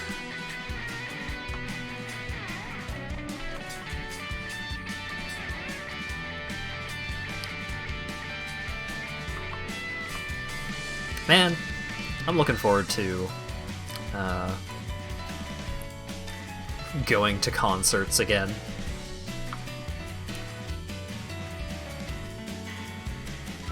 My mom had actually gotten us tickets, like front row seats, to go see Spyro Gyra. But coronavirus happened. And continued to happen because people were bad at not making coronavirus happen. So, considering that concert was supposed to happen in February of next year, that's a little too soon.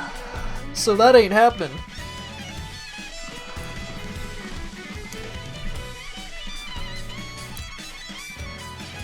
I don't know if I'm even gonna risk going anywhere near an airport in 2021, let alone going to a venue where there are supposed to be a lot of people.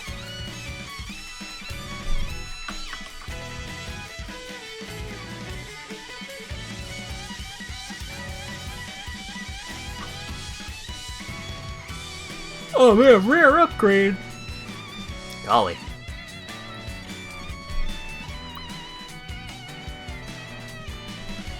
That album has a good intro and good first track. Nice. I'm glad to spread the good word of, well, I should have.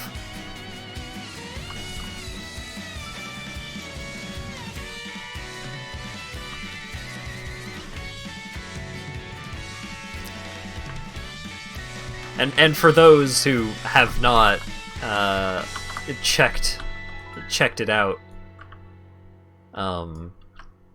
there is a meta storyline to the Jazz album where the guy cannot play piano, wherein he tries to sell his soul to the devil to become a jazz pianist, and the devil chastises him because he didn't even try to become a jazz pianist. Like he did not make any amount of effort towards learning how to play the piano, and just went straight to selling his soul to the devil. And the devil is like, "What the fuck, man? You're gonna go straight to this? You haven't even tried?"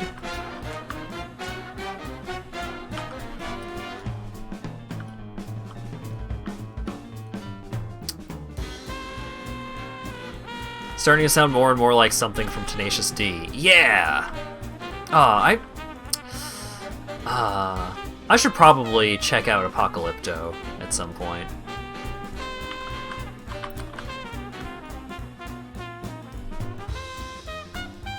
I enjoy Tenacious D. I was around when they first put out Tribute. Good times.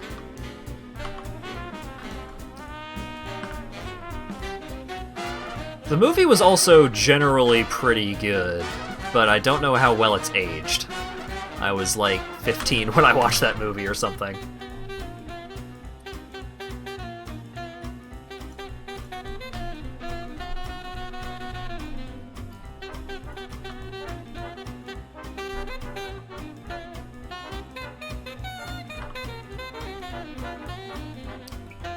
I do recall that the songs from Tenacious D, The Pick of Destiny, were very, very good.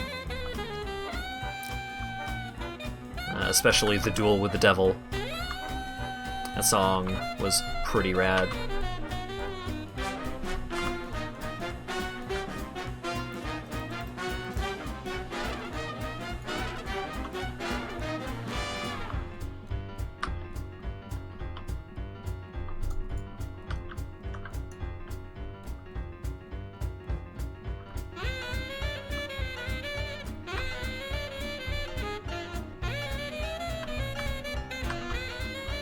Now I'm thinking about, like, comedy music kind of stuff, and I am once again saddened by the fact that Flight of the Conchords aren't really a thing anymore because Brett and Jermaine went off to do Hollywood stuff.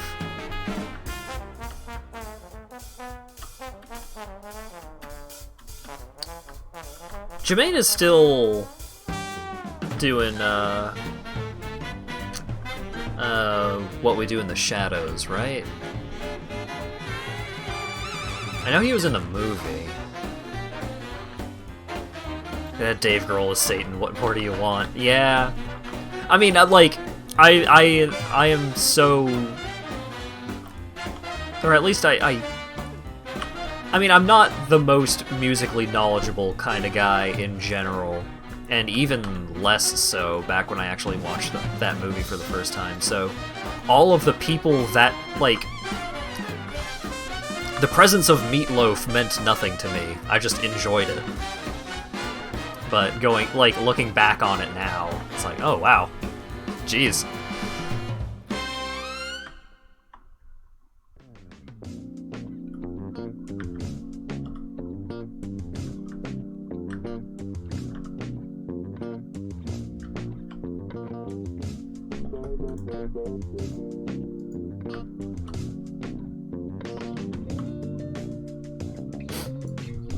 Sorry.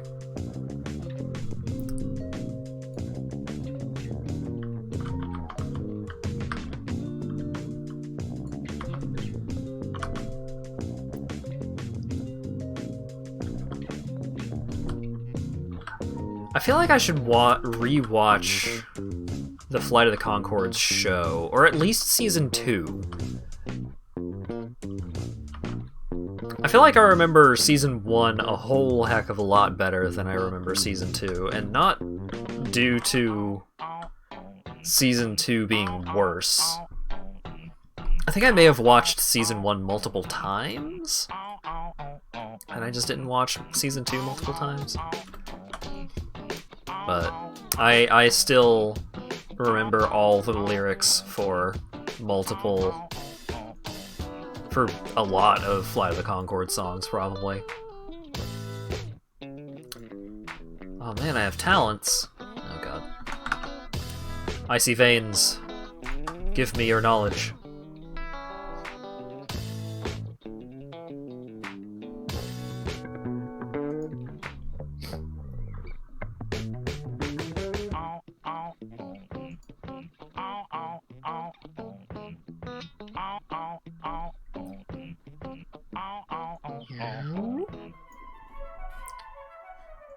Chi Burst.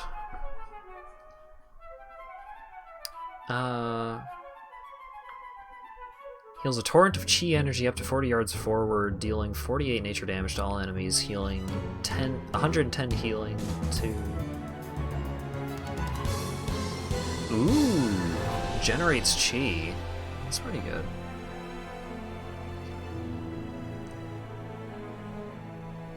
Eye of the Tiger is also pretty good.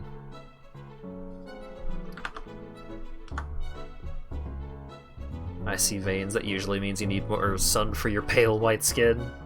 My skin isn't that pale. But also, leaving the house is for suckers. And also, I take a vitamin D supplement, so I'm fine.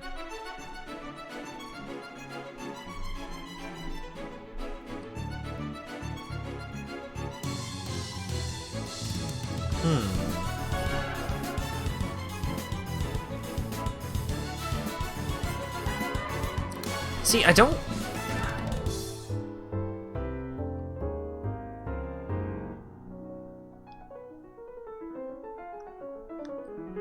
Right, that's how Spinning Crane Kick works. Oh god. Sure, I'll take Chi Burst and I'll put it on 5. I'm glad you're getting sufficient D. That's what they all say. Alright, Gonk.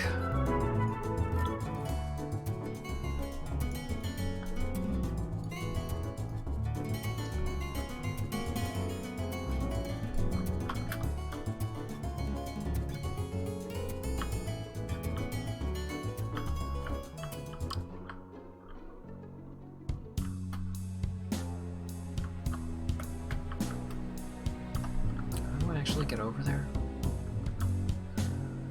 This way is probably fine. Sun doesn't like you. I understand. My sisters have a lot of Irish blood, so they don't tan particularly well.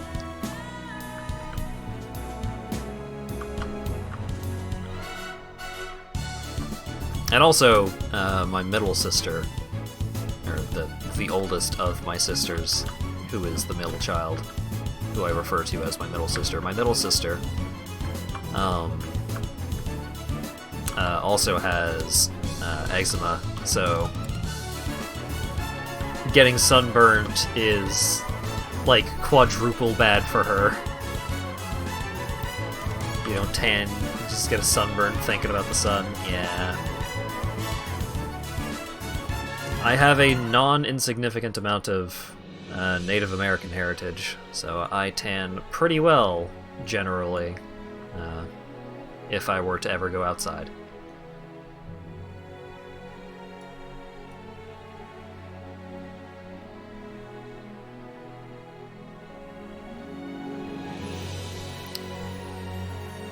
Still a bit weird to think of the fact that I have a non-insignificant amount of Native American heritage. Like, my great-grandmother was a full-blooded, like, reservation-living Native American.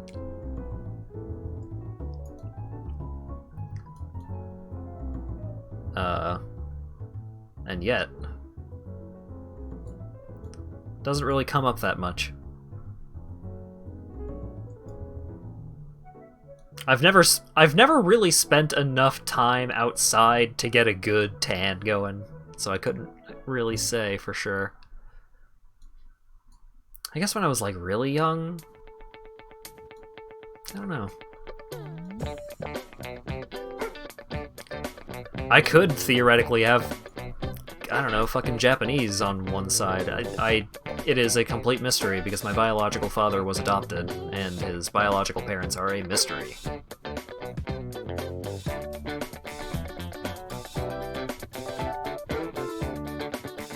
And we've just never bothered to get one of those heritage tests done.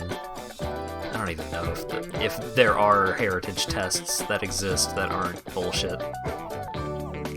Every time I hear about one of those heritage tests, it's always that they are complete bullshit.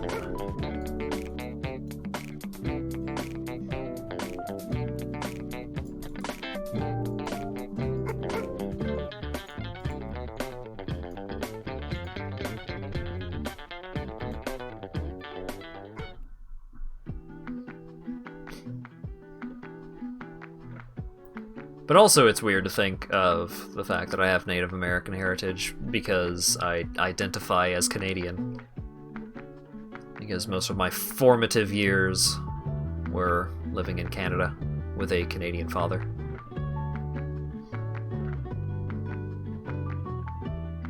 Wait, no. Okay. And then I use the name England Hat on the internet, so I'm just a man of the world.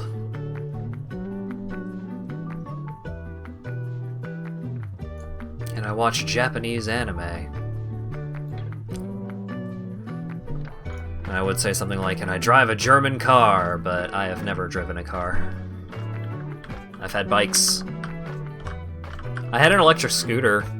I really liked that electric scooter, and then we couldn't take it with us when we did one of our many moves. So we gave it to my dad after my parents had separated. Dad, not biological father, mind. My dad was riding it like a motorcycle because he has always loved motorcycles, and so he broke it, and then he gave it away to some dude for like $50, despite it being a several $100 vehicle.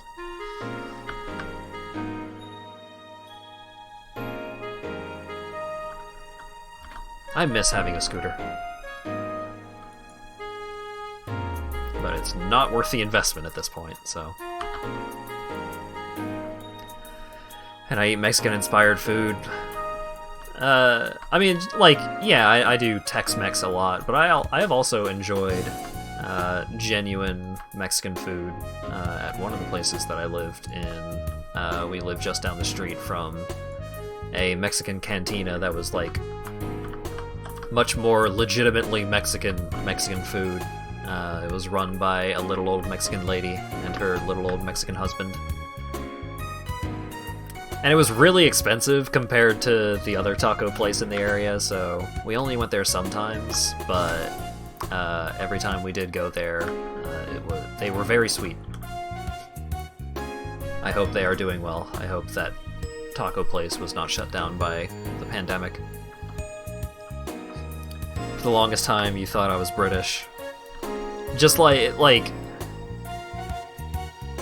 Did you still think I was British after you had heard me talk, or did you hear me talk after I had clarified that I was not British?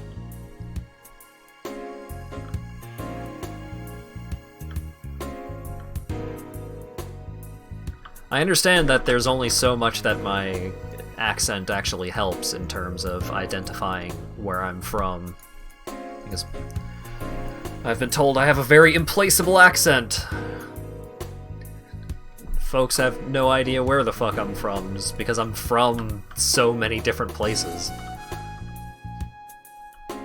Like, the Maritimes up in Canada has a very, very different dialect from Ontario, has a very different dialect. Well, like, even within Ontario, like, the dialect of people in the Toronto area speak very differently than the people in an area like Niagara Falls. Till I clarified it? Okay, that makes sense.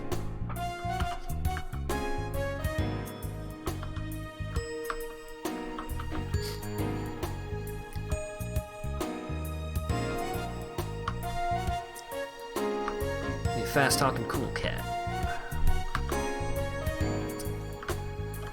I feel like as I did not learn how to speak in Newfoundland, I think the concept of me getting a Newfie accent was kind of dead in the water.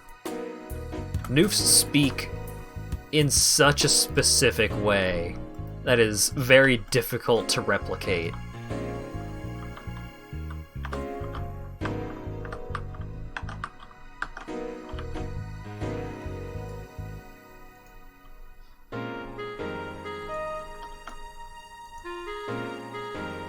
Do you remember asking me about poutine? I'm really hungry right now, so thinking about poutine is just like, oh yeah. But not standard poutine. So,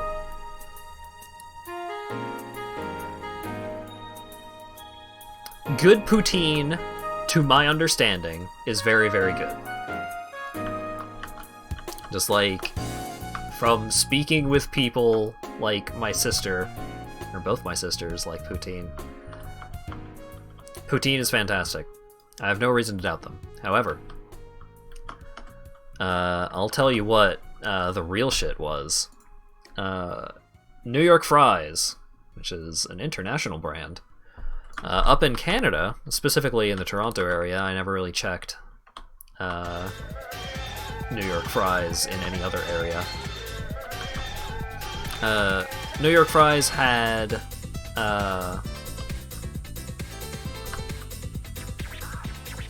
okay, refocus. Good. They had butter chicken poutine, which was New York style fries, which I don't really know how much of an actual thing that is, but they had fries, and then on top of that, they would put butter chicken, like, chicken tikka masala is the actual name. I don't remember. No, tikka masala is something different. They put butter chicken on the fries with like shredded chicken and everything. And then they would put cheese curds on top of that. And oh my god. So good. So good.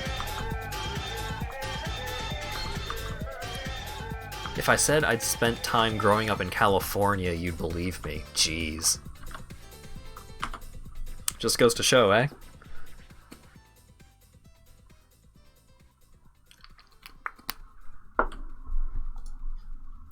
But also, like, I speak to a lot of people that are from the West Coast. So...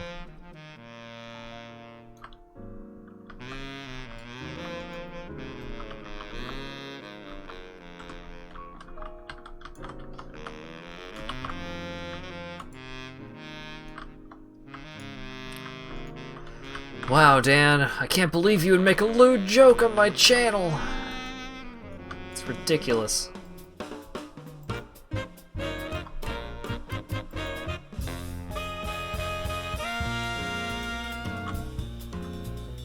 Boop.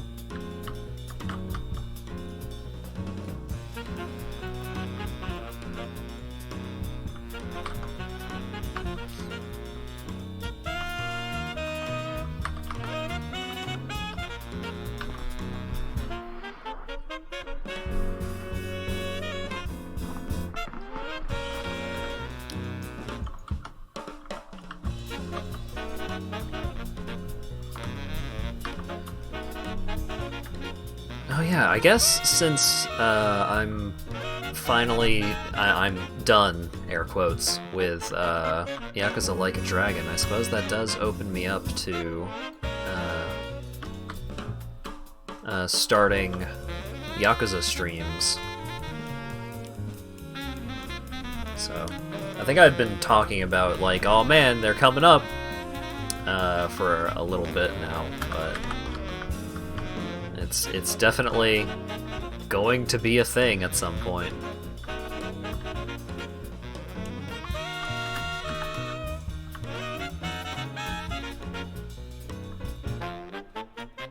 Oh right, I forgot. I need to interact with the things up the staircase rather than just at the top of the staircase. I'm a fool!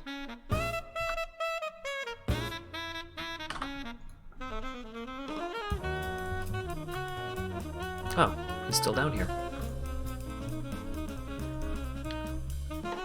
And he's gone.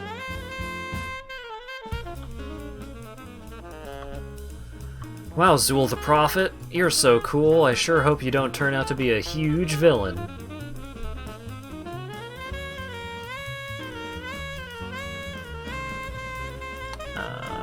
That's a trinket. I can actually use a trinket.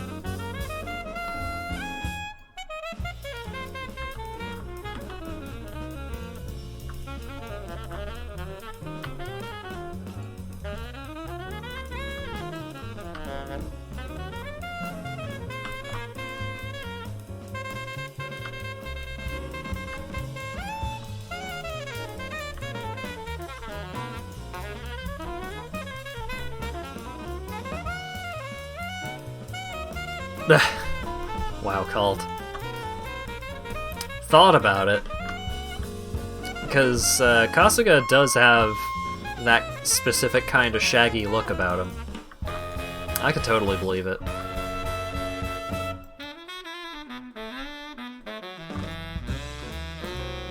Kasuga also just seems like the kind of guy that would hear about fursonas and be like, huh, that seems weird.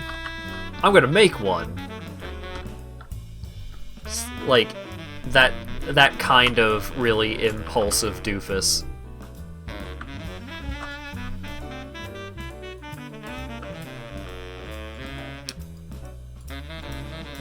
I really love Ichiban. For those unaware, he is the protagonist of Yakuza Like a Dragon. And he fucking rules. He is such a good and fun protagonist. I'm very excited to get to show him off and all of his incredible talents, like tattling. There are multiple times throughout the game where his ace in the hole is that he's just gonna tell on someone. And not even, like, to the cops, just like, I'm gonna tell your boss that you were being a bad man. The other person is just like, what? Are you fucking serious? What? No, don't!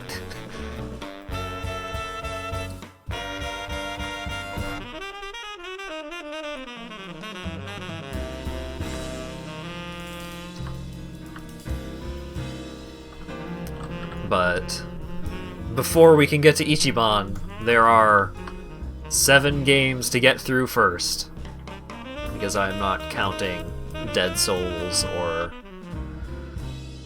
any of the Ishin games. I would love to play the Ishin games, but they have not been released in the West. All you've heard about that game is that the pro tag is super good. Yeah, like, everyone was very worried going into the new Yakuza game, because it's like, it's not Kiryu.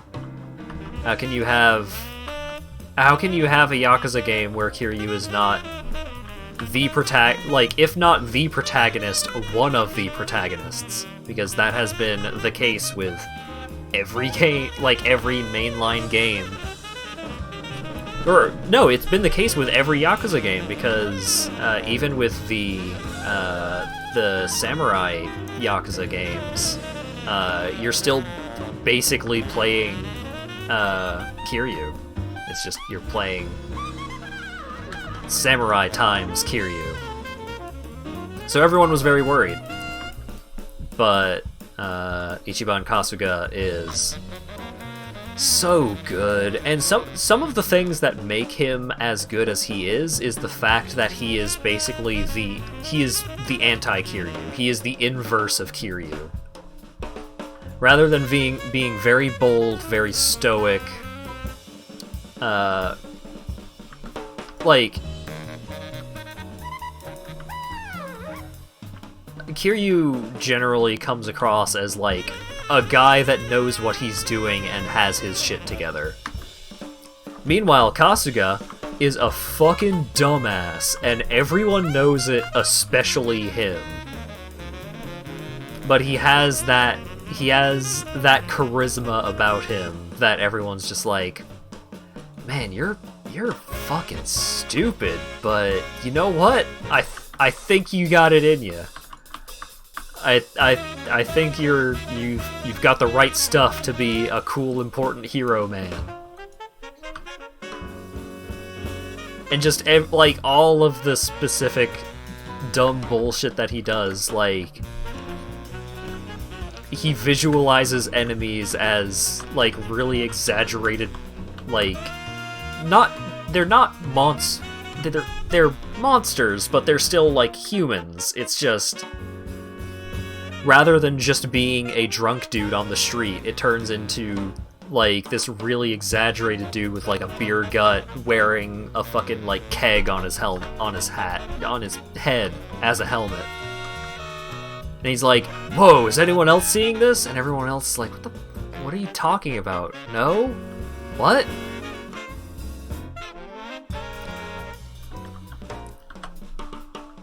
Judgment. Well, I mean, the thing about Judgment is that Judgment is explicitly not a Yakuza game. It is Judgment. It is separate. Just like the Fist of the North Star game is...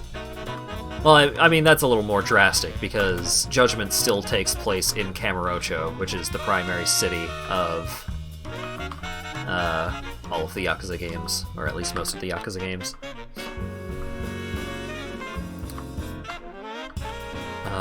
But yeah, the way that Pat describes it, I feel, is pretty accurate. Pat from Super Best Friends Play, is that it is a Yakuza Persona game. Like, the game is basically a Persona game, but in the form of a Yakuza game.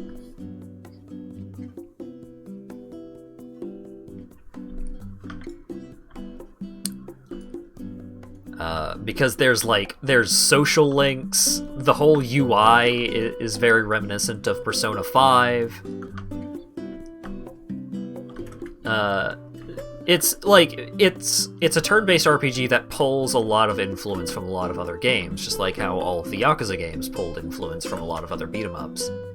And, you know, it pulls inspiration from a lot of different sources, but as such, Yakuza Like a Dragon has, you know, it's very heavily inspired by Dragon Quest and Final Fantasy and Persona and all these other big name RPGs. So no matter which of those big name, like, turn-based style RPGs you are a fan of, there is definitely something for you there. But one of the big things that makes the writing feel very different from the other Yakuza games, it's not necessarily like what's going on, because what's going on still fundamentally feels like a Yakuza game. But what differentiates it most is the fact that you have a party. You know, in all of the other Yakuza games, Kiryu will have, like, a band of friends that help him along the way, but not, like, characters that are always following him around and, like, always have something to say, always have something to do. Meanwhile, in Like a Dragon, like, having a party changes things quite a bit, and it has the same kind of effect on, like, the quality of the writing and the style of writing as Final Fantasy 15 had, where, like, one of the best parts of the game is just the dialogue and interactions between these party members.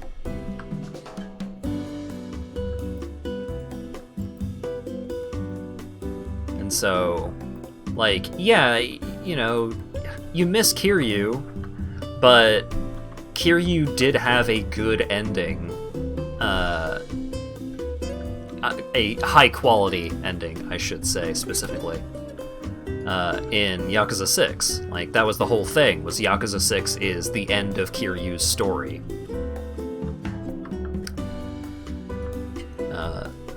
And so, you know, you had so many of these other games that were so very Kiryu-centric that, you know, of course you're gonna miss Kiryu, because you always had Kiryu around. He was always there for you. He's your good bud. He's your powerful Yakuza dad, and all that good stuff. But Like a Dragon, it doesn't make it, like, it doesn't make it so that you're like, oh, well, who needs Kiryu? This guy is way better. It's, this guy is very different, and that's a good thing. It mixes things up.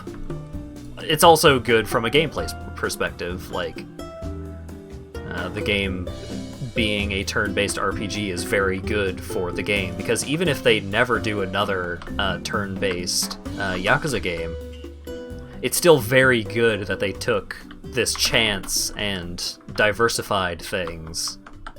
Just to, you know, if nothing else, just to freshen things up. Finally finished Yakuza 3. Yeah. There are a lot of things in Yakuza 3 that I still liked a lot. Like, I really liked the supporting cast in Yakuza 3. I thought overall the storyline was pretty good, but oh my god, actually playing through Yakuza 3, such a slog. It's just, it's, man. It is very much the worst game in the series. But that doesn't make it a bad game. It's just, in comparison to all the other games, you know, that whole situation where it's like, the worst blank is still a good thing.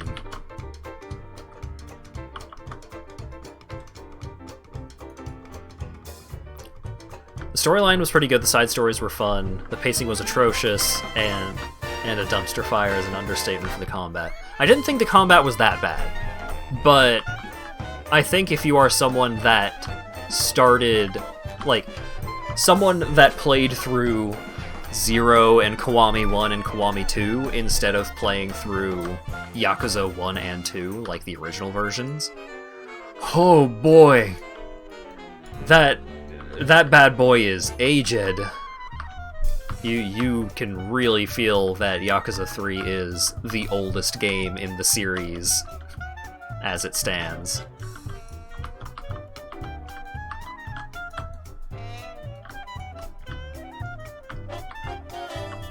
It has all of the worst parts of the old engine without any of the good parts.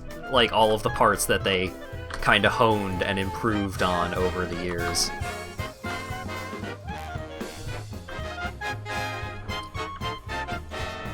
I would say the biggest problem that I had with the gameplay of Yakuza 3 was the progression system. I thought the progression system was garbage. Because it's just like, you have 3 categories. Upgrade a category. That's it. Or was it 4 categories? I don't remember. Just pick a category to upgrade and hope that it has the thing that you want in it.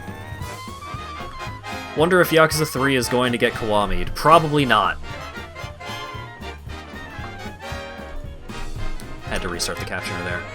If Yakuza 3 does get remade a la Kiwami 1 and 2, it's not going to be for a while, because they are already underway working on the next Yakuza game.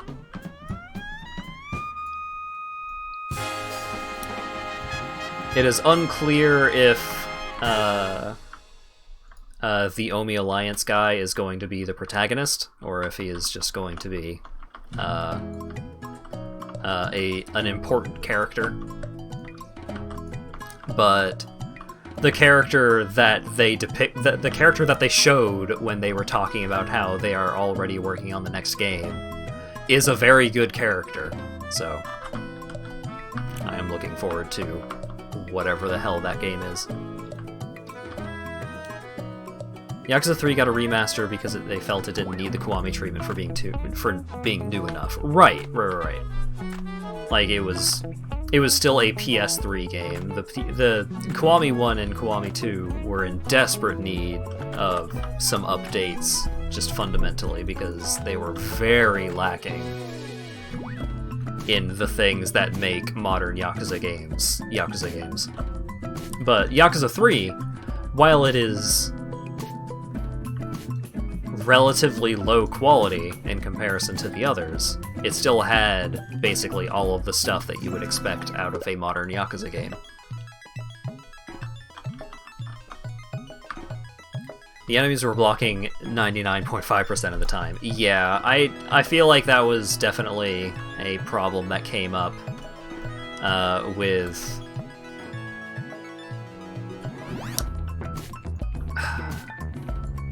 It wasn't a problem with all of the old engine games. Like 0, 4, and 5, the enemies blocking everything did not feel as much of a problem. I remember being a little bit annoyed by it in Kiwami 1. But then Kiwami 2 was using the new engine, which is just fundamentally very different. And also, I think Kiwami 2 was super, super good, so...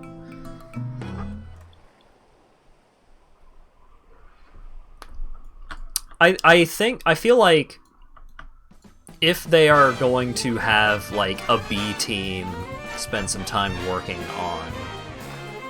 Oh, do I have a thing? Oh. I feel like if they are going to put some time into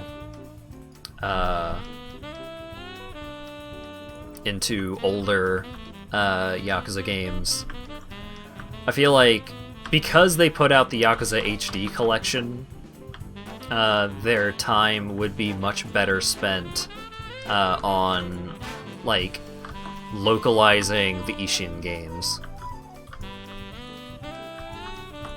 rather than doing another Kiwami.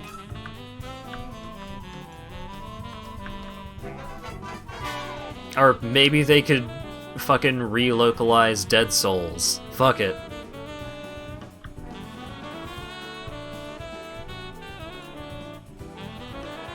Dead Souls was a hell of a thing.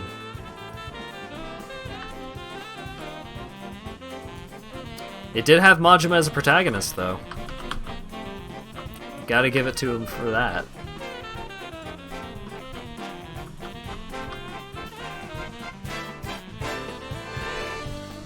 My hat. Aha! I have the hat.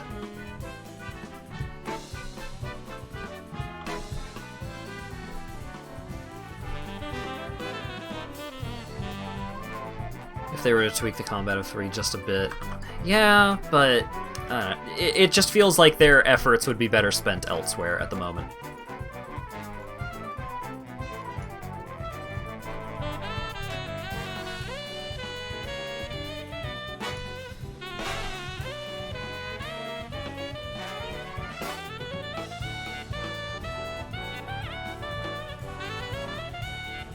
I don't know how past QA, how it would be fun to fight 2 people with guns when you're on the ground for 95% of the fight.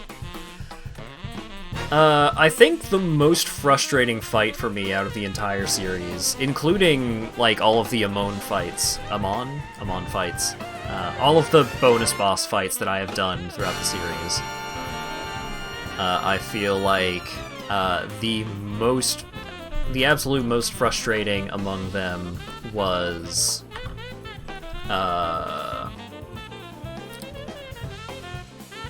the assassin that had 2 guns in Yakuza 1. I played Kiwami 1, but I'm pretty sure that boss was generally the same. Like, the boss design was still fundamentally the same. But I don't remember what the character's name is. I just call that character Guns Akimbo. And Guns Akimbo, oh my god. That fight was an absolute nightmare.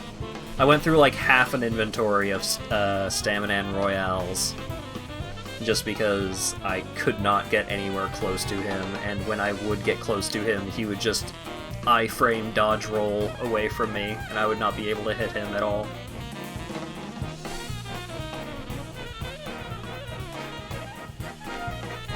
Fuck that fight.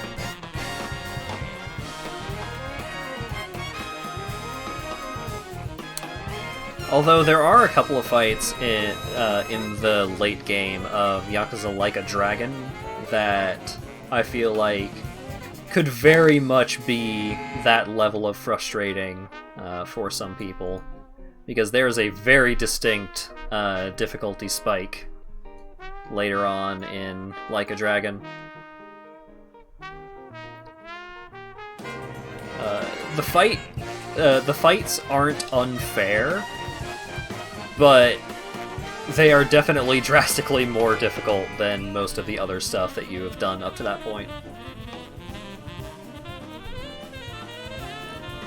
The real Dark Souls starts here. Yeah, kinda.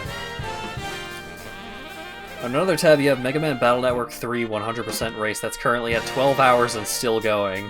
Golly gee willikers. What the hell is a 100% race in that series? What is 100%? Is that like every chip?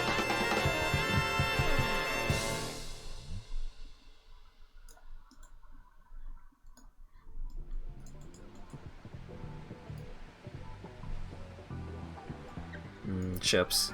I have some Pringles here.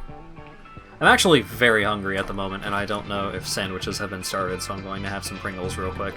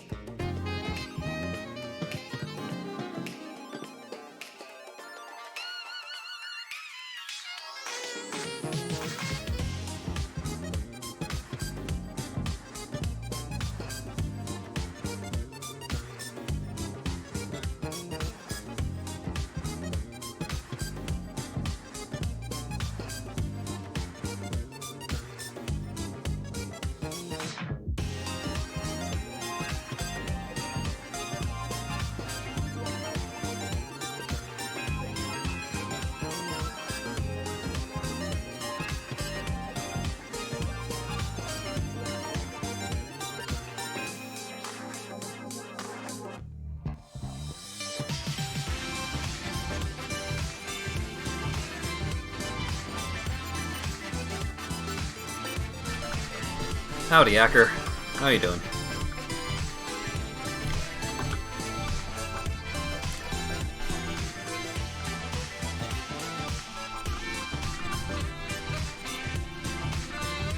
Also, every chip on top of other requirements seems pretty absurd for a Battle Network game. Always better after a shower? Oh man. I am looking forward to my shower tonight. The shower that I had gotten yesterday. Or 2 days ago? I guess technically it was yesterday, I think. Due to time. But, I had completely screwed up my whole aura, my whole sense of being, because I had ended up using like 7 different products on my body, because...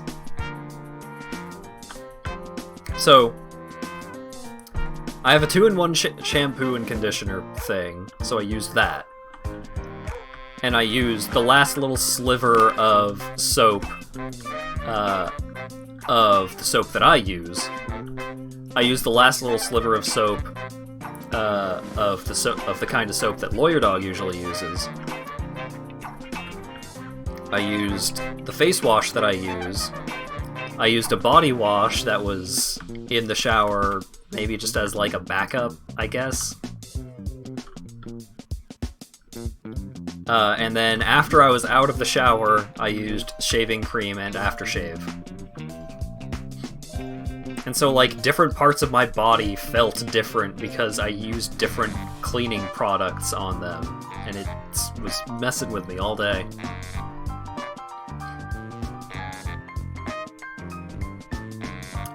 "100% program in advance eats up a lot of time. Not only do you need all the chips for the library, but all the right codes to do the things." Oh god. Longest speedrun to date is 341 hours. That's not Baten Kaitos, is it? I know Baten Kaitos had at least like 200 hours because of the shampoo item.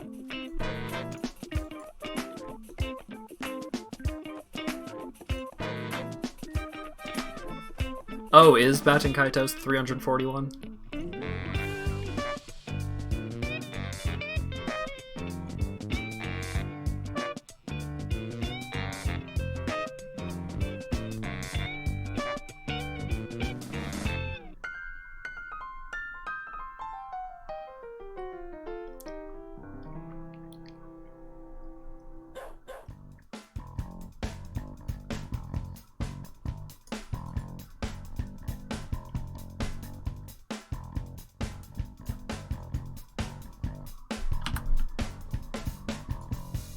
Okay.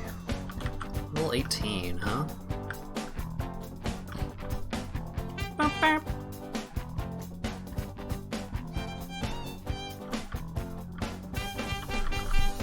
am I going? That's back in town. Where's the nearest?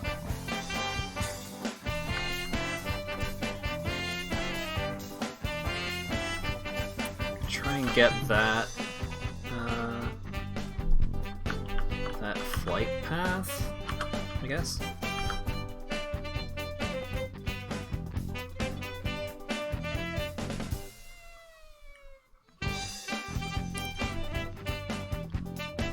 In terms of speedruns, I enjoy... I enjoy, like, medium-length speedruns. I like... Boss, huh? I enjoy...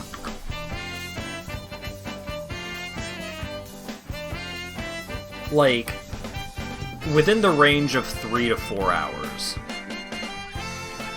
I think that's a good length for a speedrun. I guess most of the speedruns that I've done have been in the range of 1 to 4 hours, back in the day of Guacamelee.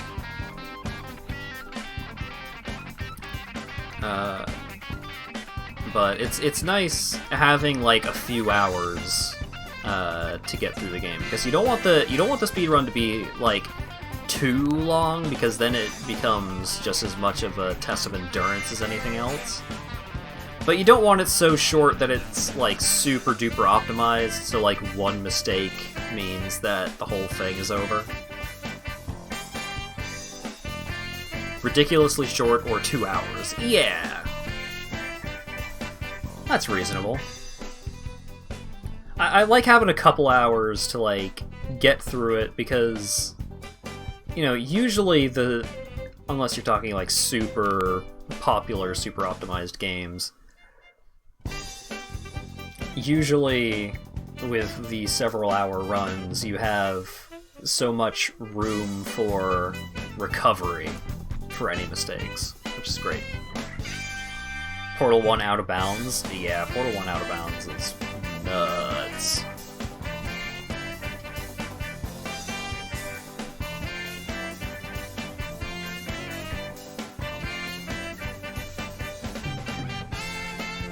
What am I doing?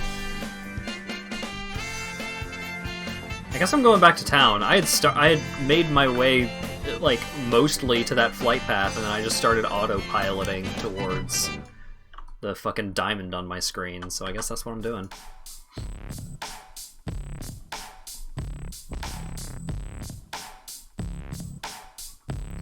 Five minutes, 54 seconds, 220 milliseconds.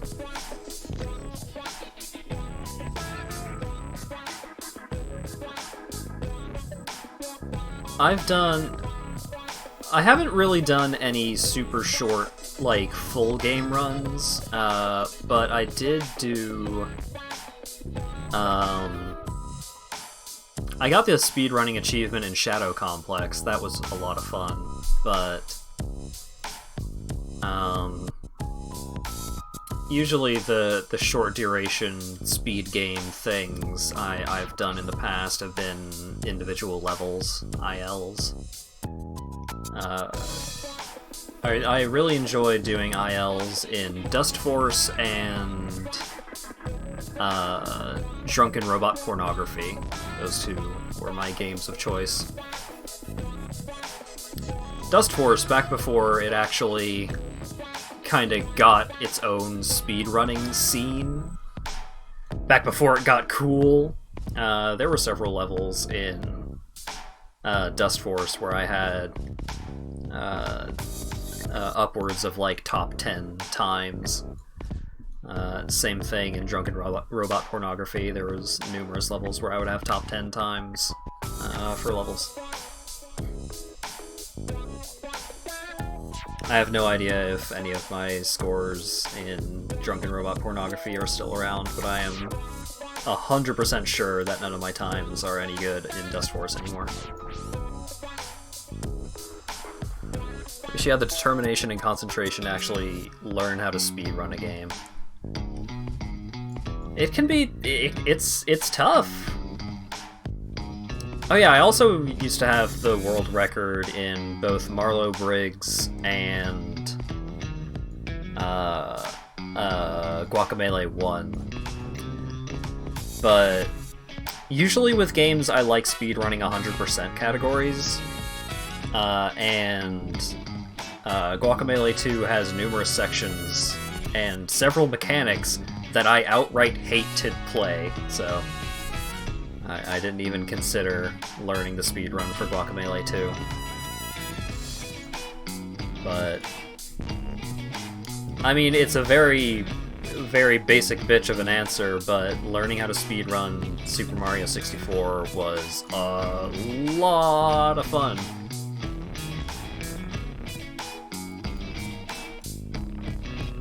It's just a very, very fun game to play in general. And because the controls are so tight and just so good in general,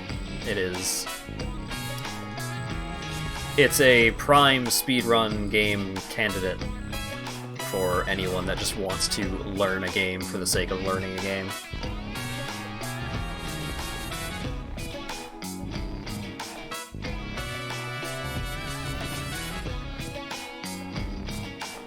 You did pick up and use a lot of speedrun tricks for Dark Souls 1 after watching it. Ah.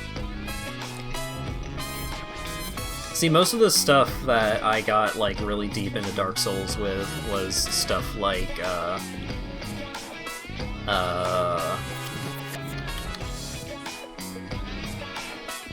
Soul Level 1 runs. I did a lot of Soul Level 1 runs in Dark Souls 1.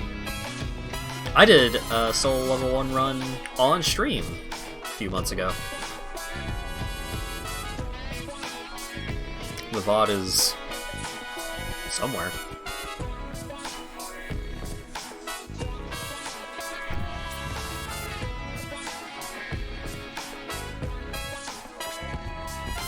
Games change when you play them for speed. Things you would play casually, you wouldn't play for speed. That makes sense. That is not unreasonable.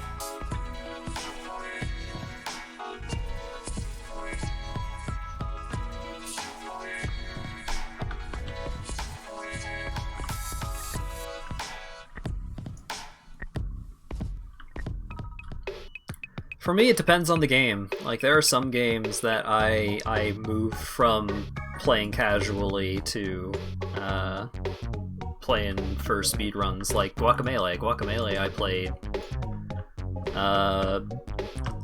I did a full playthrough on easy mode and hard mode before even thinking about, like, trying to play the game fast, and then after I'd beaten the game 100% on normal mode and hard mode, I was like, you know what? The game has leaderboards for fastest times. What if I just do that? And then I developed my own routes and strats. I don't think I even watched any other... I may have watched like one or two other speedruns of Guacamelee, but for the most part, I was kind of just doing it on my own.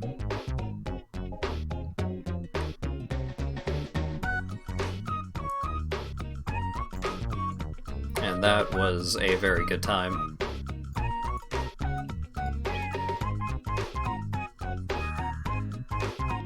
You have a hard enough time to get through Dark Souls as it is, not going to try a Soul Level 1 run. See, that's the thing, is a Soul Level 1 run is way more doable than you would think.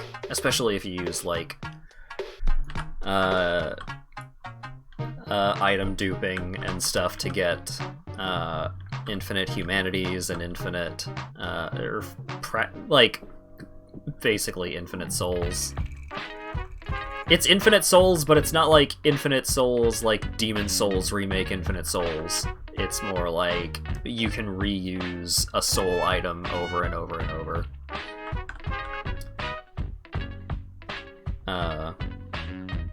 But once you have enough souls to... souls or upgrade materials, depending on whether or not you want to do pyromancy. But the thing about Soul Level 1 runs is that pyromancy makes them very, very doable. So, you know, you basically, it's like you go directly to Blighttown and what was the route? It was you go directly to Blighttown, summon Maneater Mildred to kill Quelaag for you.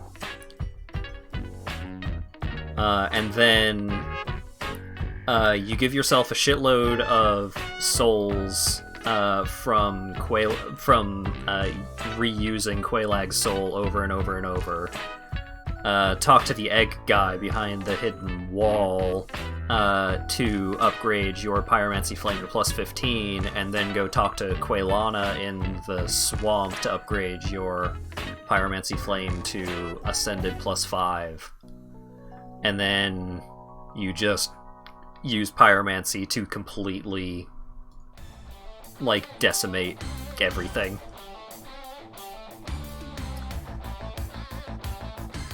Or you could do what I did with my favorite among all of the Soul Level 1 runs that I've done in Dark Souls 1.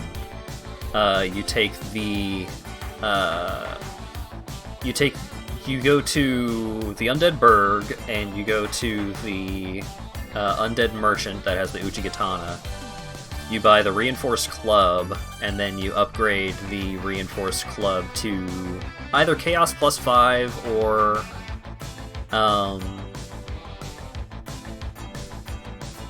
either Chaos plus 5 or Lightning plus 5, depending on your preferences. Or you could get one of each. Also good. And then you use that club on everything in the game.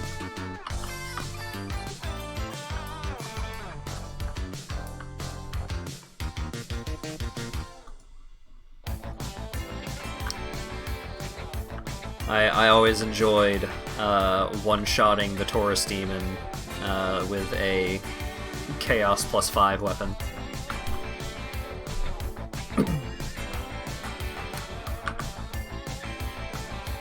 Alternatively, you could do not Soul Level 1, but I think Soul Level 9 was the prime level for Giant Dad Twinking, where you would get the full Giant set and the plus 5 Chaos Zweihander, and just obliterate everything that way.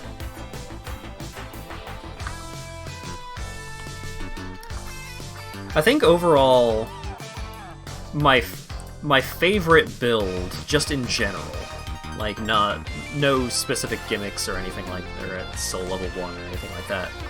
I think my favorite build overall was it was a quality build, which is strength and dex evenly. It was a PvP build too, so it was like level 120 quality, so dex and strength were both at 40, I think.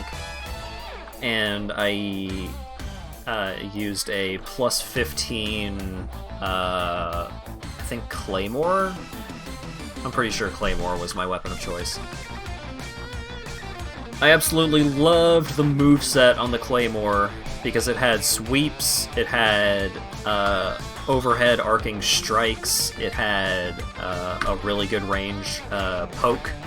It had everything that I wanted in a weapon. Plus, it wasn't like an ultra greatsword category greatsword, so it wasn't horribly slow, and you could use it with a shield without it sucking.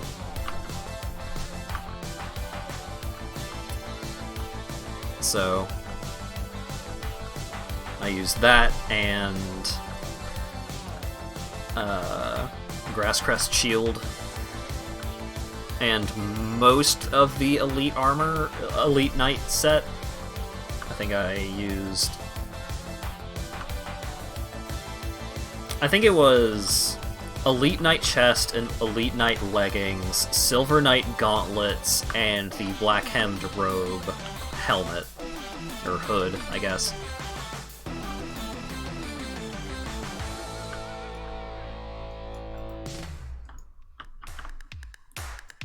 This goes to show how much I enjoyed that build, that I remember all of the pieces of the fashion souls. Or at least have an estimation of the fashion souls.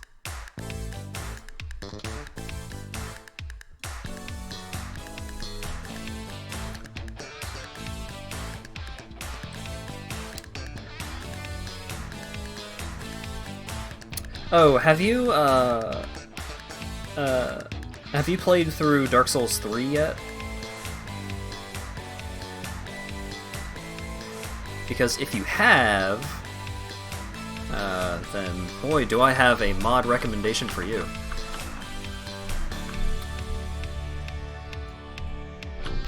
The Cinders mod for Dark Souls 3 is so fucking good, but in general, despite it having a lot of quality of life improvements, I would still generally not recommend it for someone's first playthrough. Just because it makes some things harder, it adds in some freedom mechanics that can, really goof you up.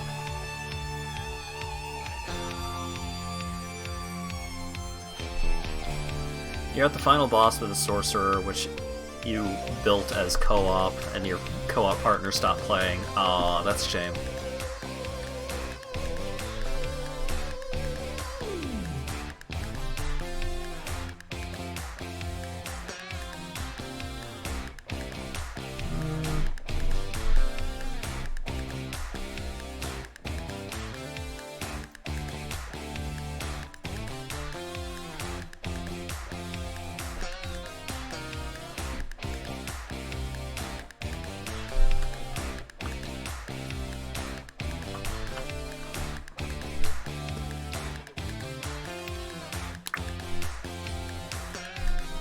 Well, if you've played most of the way through it, that's probably good enough for the purposes of trying out Cinders. It takes a little bit of finagling to get it set up, and you basically need to do a fresh install, including like backing up and removing your normal game save files. Because that game is not designed to be modded, but even so, the Cinders mod is really good and really fun. Because it's like, oh hey, you want to do a co-op build? Well, the Cinders mod gives you summonable NPC allies that you can... And it's not just like, oh, you have to use the summon sign. It's just like, you use the item and you have a Solaire hanging out with you. And so you can play as a support build even while living the single player life.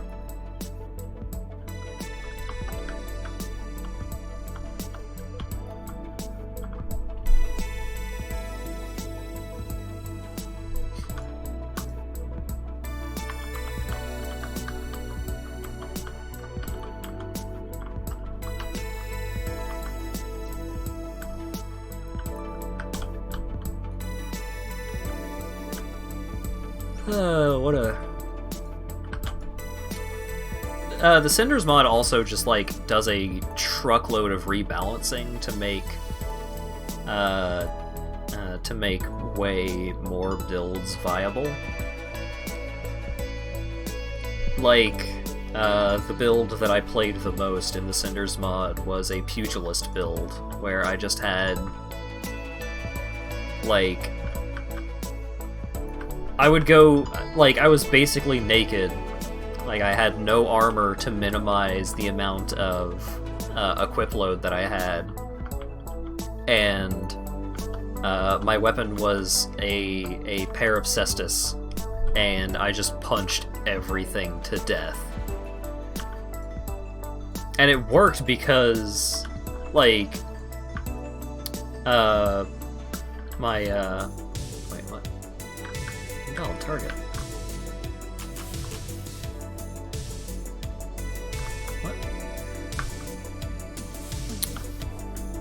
It worked out despite it being, like, very much a glass cannon kind of build, because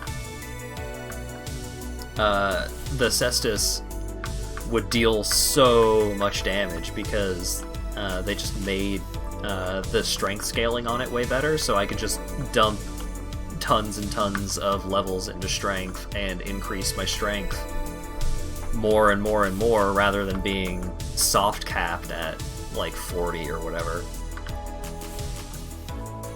So I'd ended up with like 99 strength and I would just obliterate everything. It was great. It was a good time.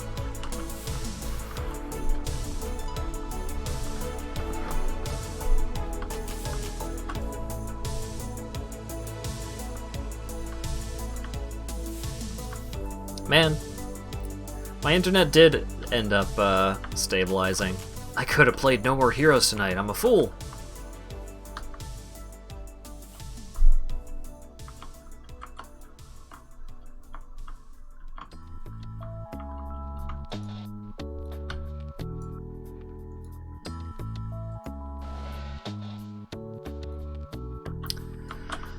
Oh well. Tonight's probably going to be a relatively short stream anyways, just because I'm already starting to get pretty tired because of my drastic change in sleep schedule today. So, hopefully I can kind of normalize my sleep schedule a little bit so I can wake up at a more reasonable time without getting super tired by 10 p.m.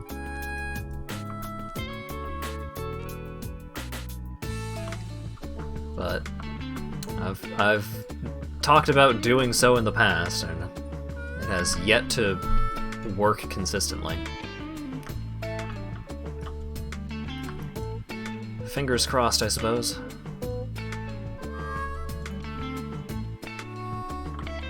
What is the sleep schedule? Yeah.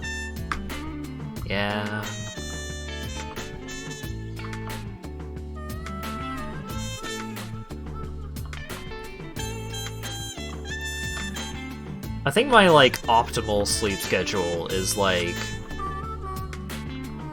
go to bed in the range of, like, 2 to 4 a.m., and then wake up within an hour of noon. Or maybe, you know, maybe wake up... What? I could stand to wake up, like, pretty early, but... I don't want to wake up too early, because then nobody's awake yet.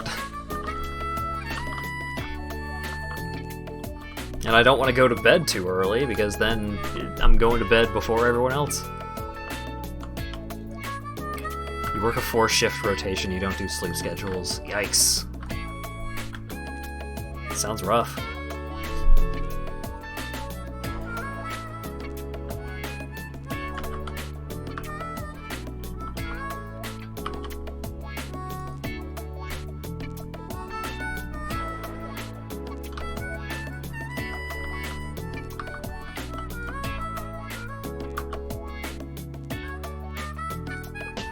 If nothing else, it's definitely one of the benefits to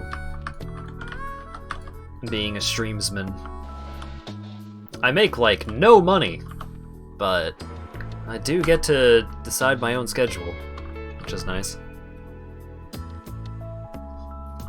You get used to it. Well, humans are adaptable. It's true.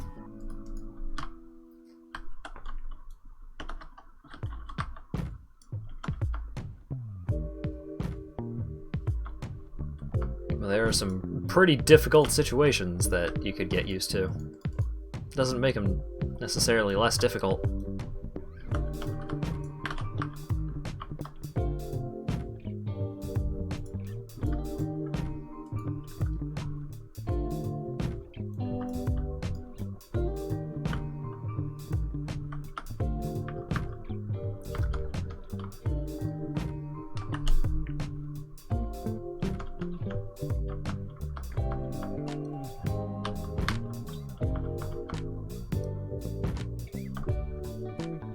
You get to see the sunrise quite often. With how my sleep schedule has been in the past, I could also do that if I just kept my window open, or my curtains open.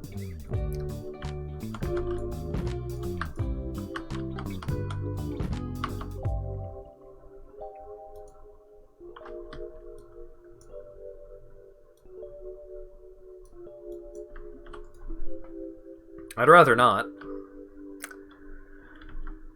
Most important of all, no traffic? Well...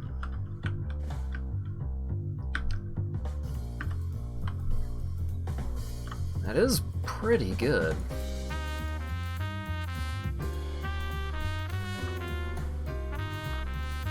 Windwalking. You and your allies within 10 yards have 10% increased movement speed. Whoa! Nice. Actually, you know what? Is Lawyer Dog awake? Hang on. I'm trying to keep an ear out to see if Lawyer Dog is awake, because if Lawyer Dog's awake, then I'm... Actually, whether or not he's awake, my voice... I feel like you guys could probably hear it at least a little bit, but my voice is super shot right now. I guess I've just been talking a lot more than usual. this stream.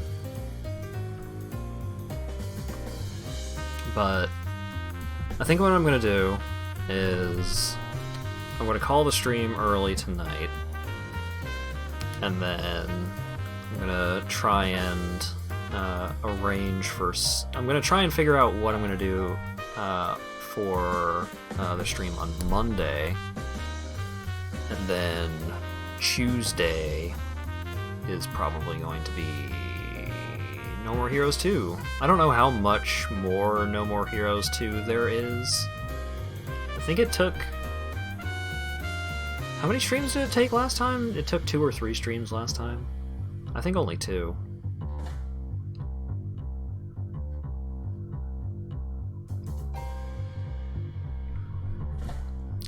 Where is the flight path? Kinda at the halfway point? Alright, well, if that is the case, then next No More Heroes 2 stream may be the rest of No More Heroes 2.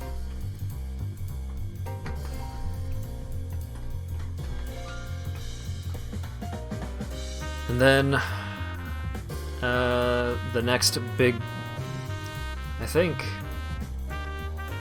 if Monday goes well and I actually finish No More Heroes 2 on Tuesday, then Yakuza 0 may be starting next week.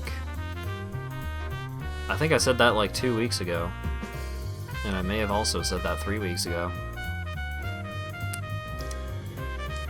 Well, Pobody's nerfed, I guess. But it is a very distinct possibility. But I will tell you what is for sure tonight is that I'm calling the stream I'm calling the stream now because I'm tired and my throat hurts.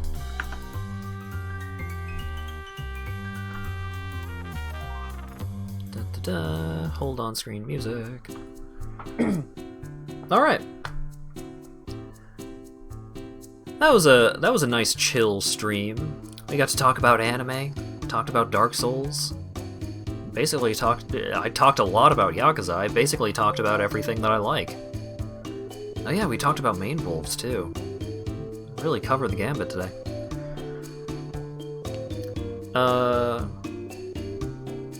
Yeah. Just a short, chill stream. Hopefully, next week streams will be a little more back to normal, back to at least more consistent. I've missed way too many streams lately. Thanks for No More Warcraft. No More Warcraft would be inaccurate, I feel. I feel like I'm probably going to stream this game again at some point. But either way, thank you guys so much for showing up and hanging out and chatting, all that good stuff. Monday stream is probably going to be a thing. Either some kind of Mario or Mario Party or something like that, or if that doesn't shake out, then it may be a multiplayer stream where I'm going to try out playing Unfortunate Spacemen, which is kind of like... It's more like Trouble... It's more like Trouble in Terrorist Town than it is Among Us, but it is one of those hidden identity kind of games. And it's free to play. And I think it's like I think it's like 7 gigabytes, maybe 8 gigabytes, so it's not a massive game, so hopefully it won't be a particularly difficult thing for folks to get in on if they are so interested. And then No More Heroes 2, for real, next week, so look forward to that. What was it called again? Unfortunate Spacemen. Unfortunate Spacemen. There we go.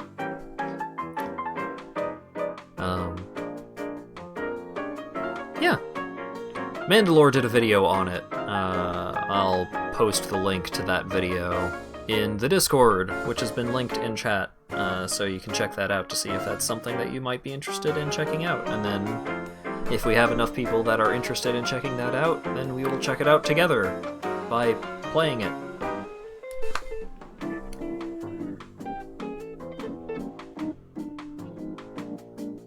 Heard Among Us and thought of Vinny's Chaos VR stream chat playing another Who's It game. Yeah, it's certainly that kind of game certainly does cause shenanigans, and that's kind of the whole point. Anyways, thanks again to Ish for the 7-month Tier 2 subscription, and thanks again to everyone for showing up and hanging out and chatting and all that good stuff. And hopefully I will see you again on Monday. Woo!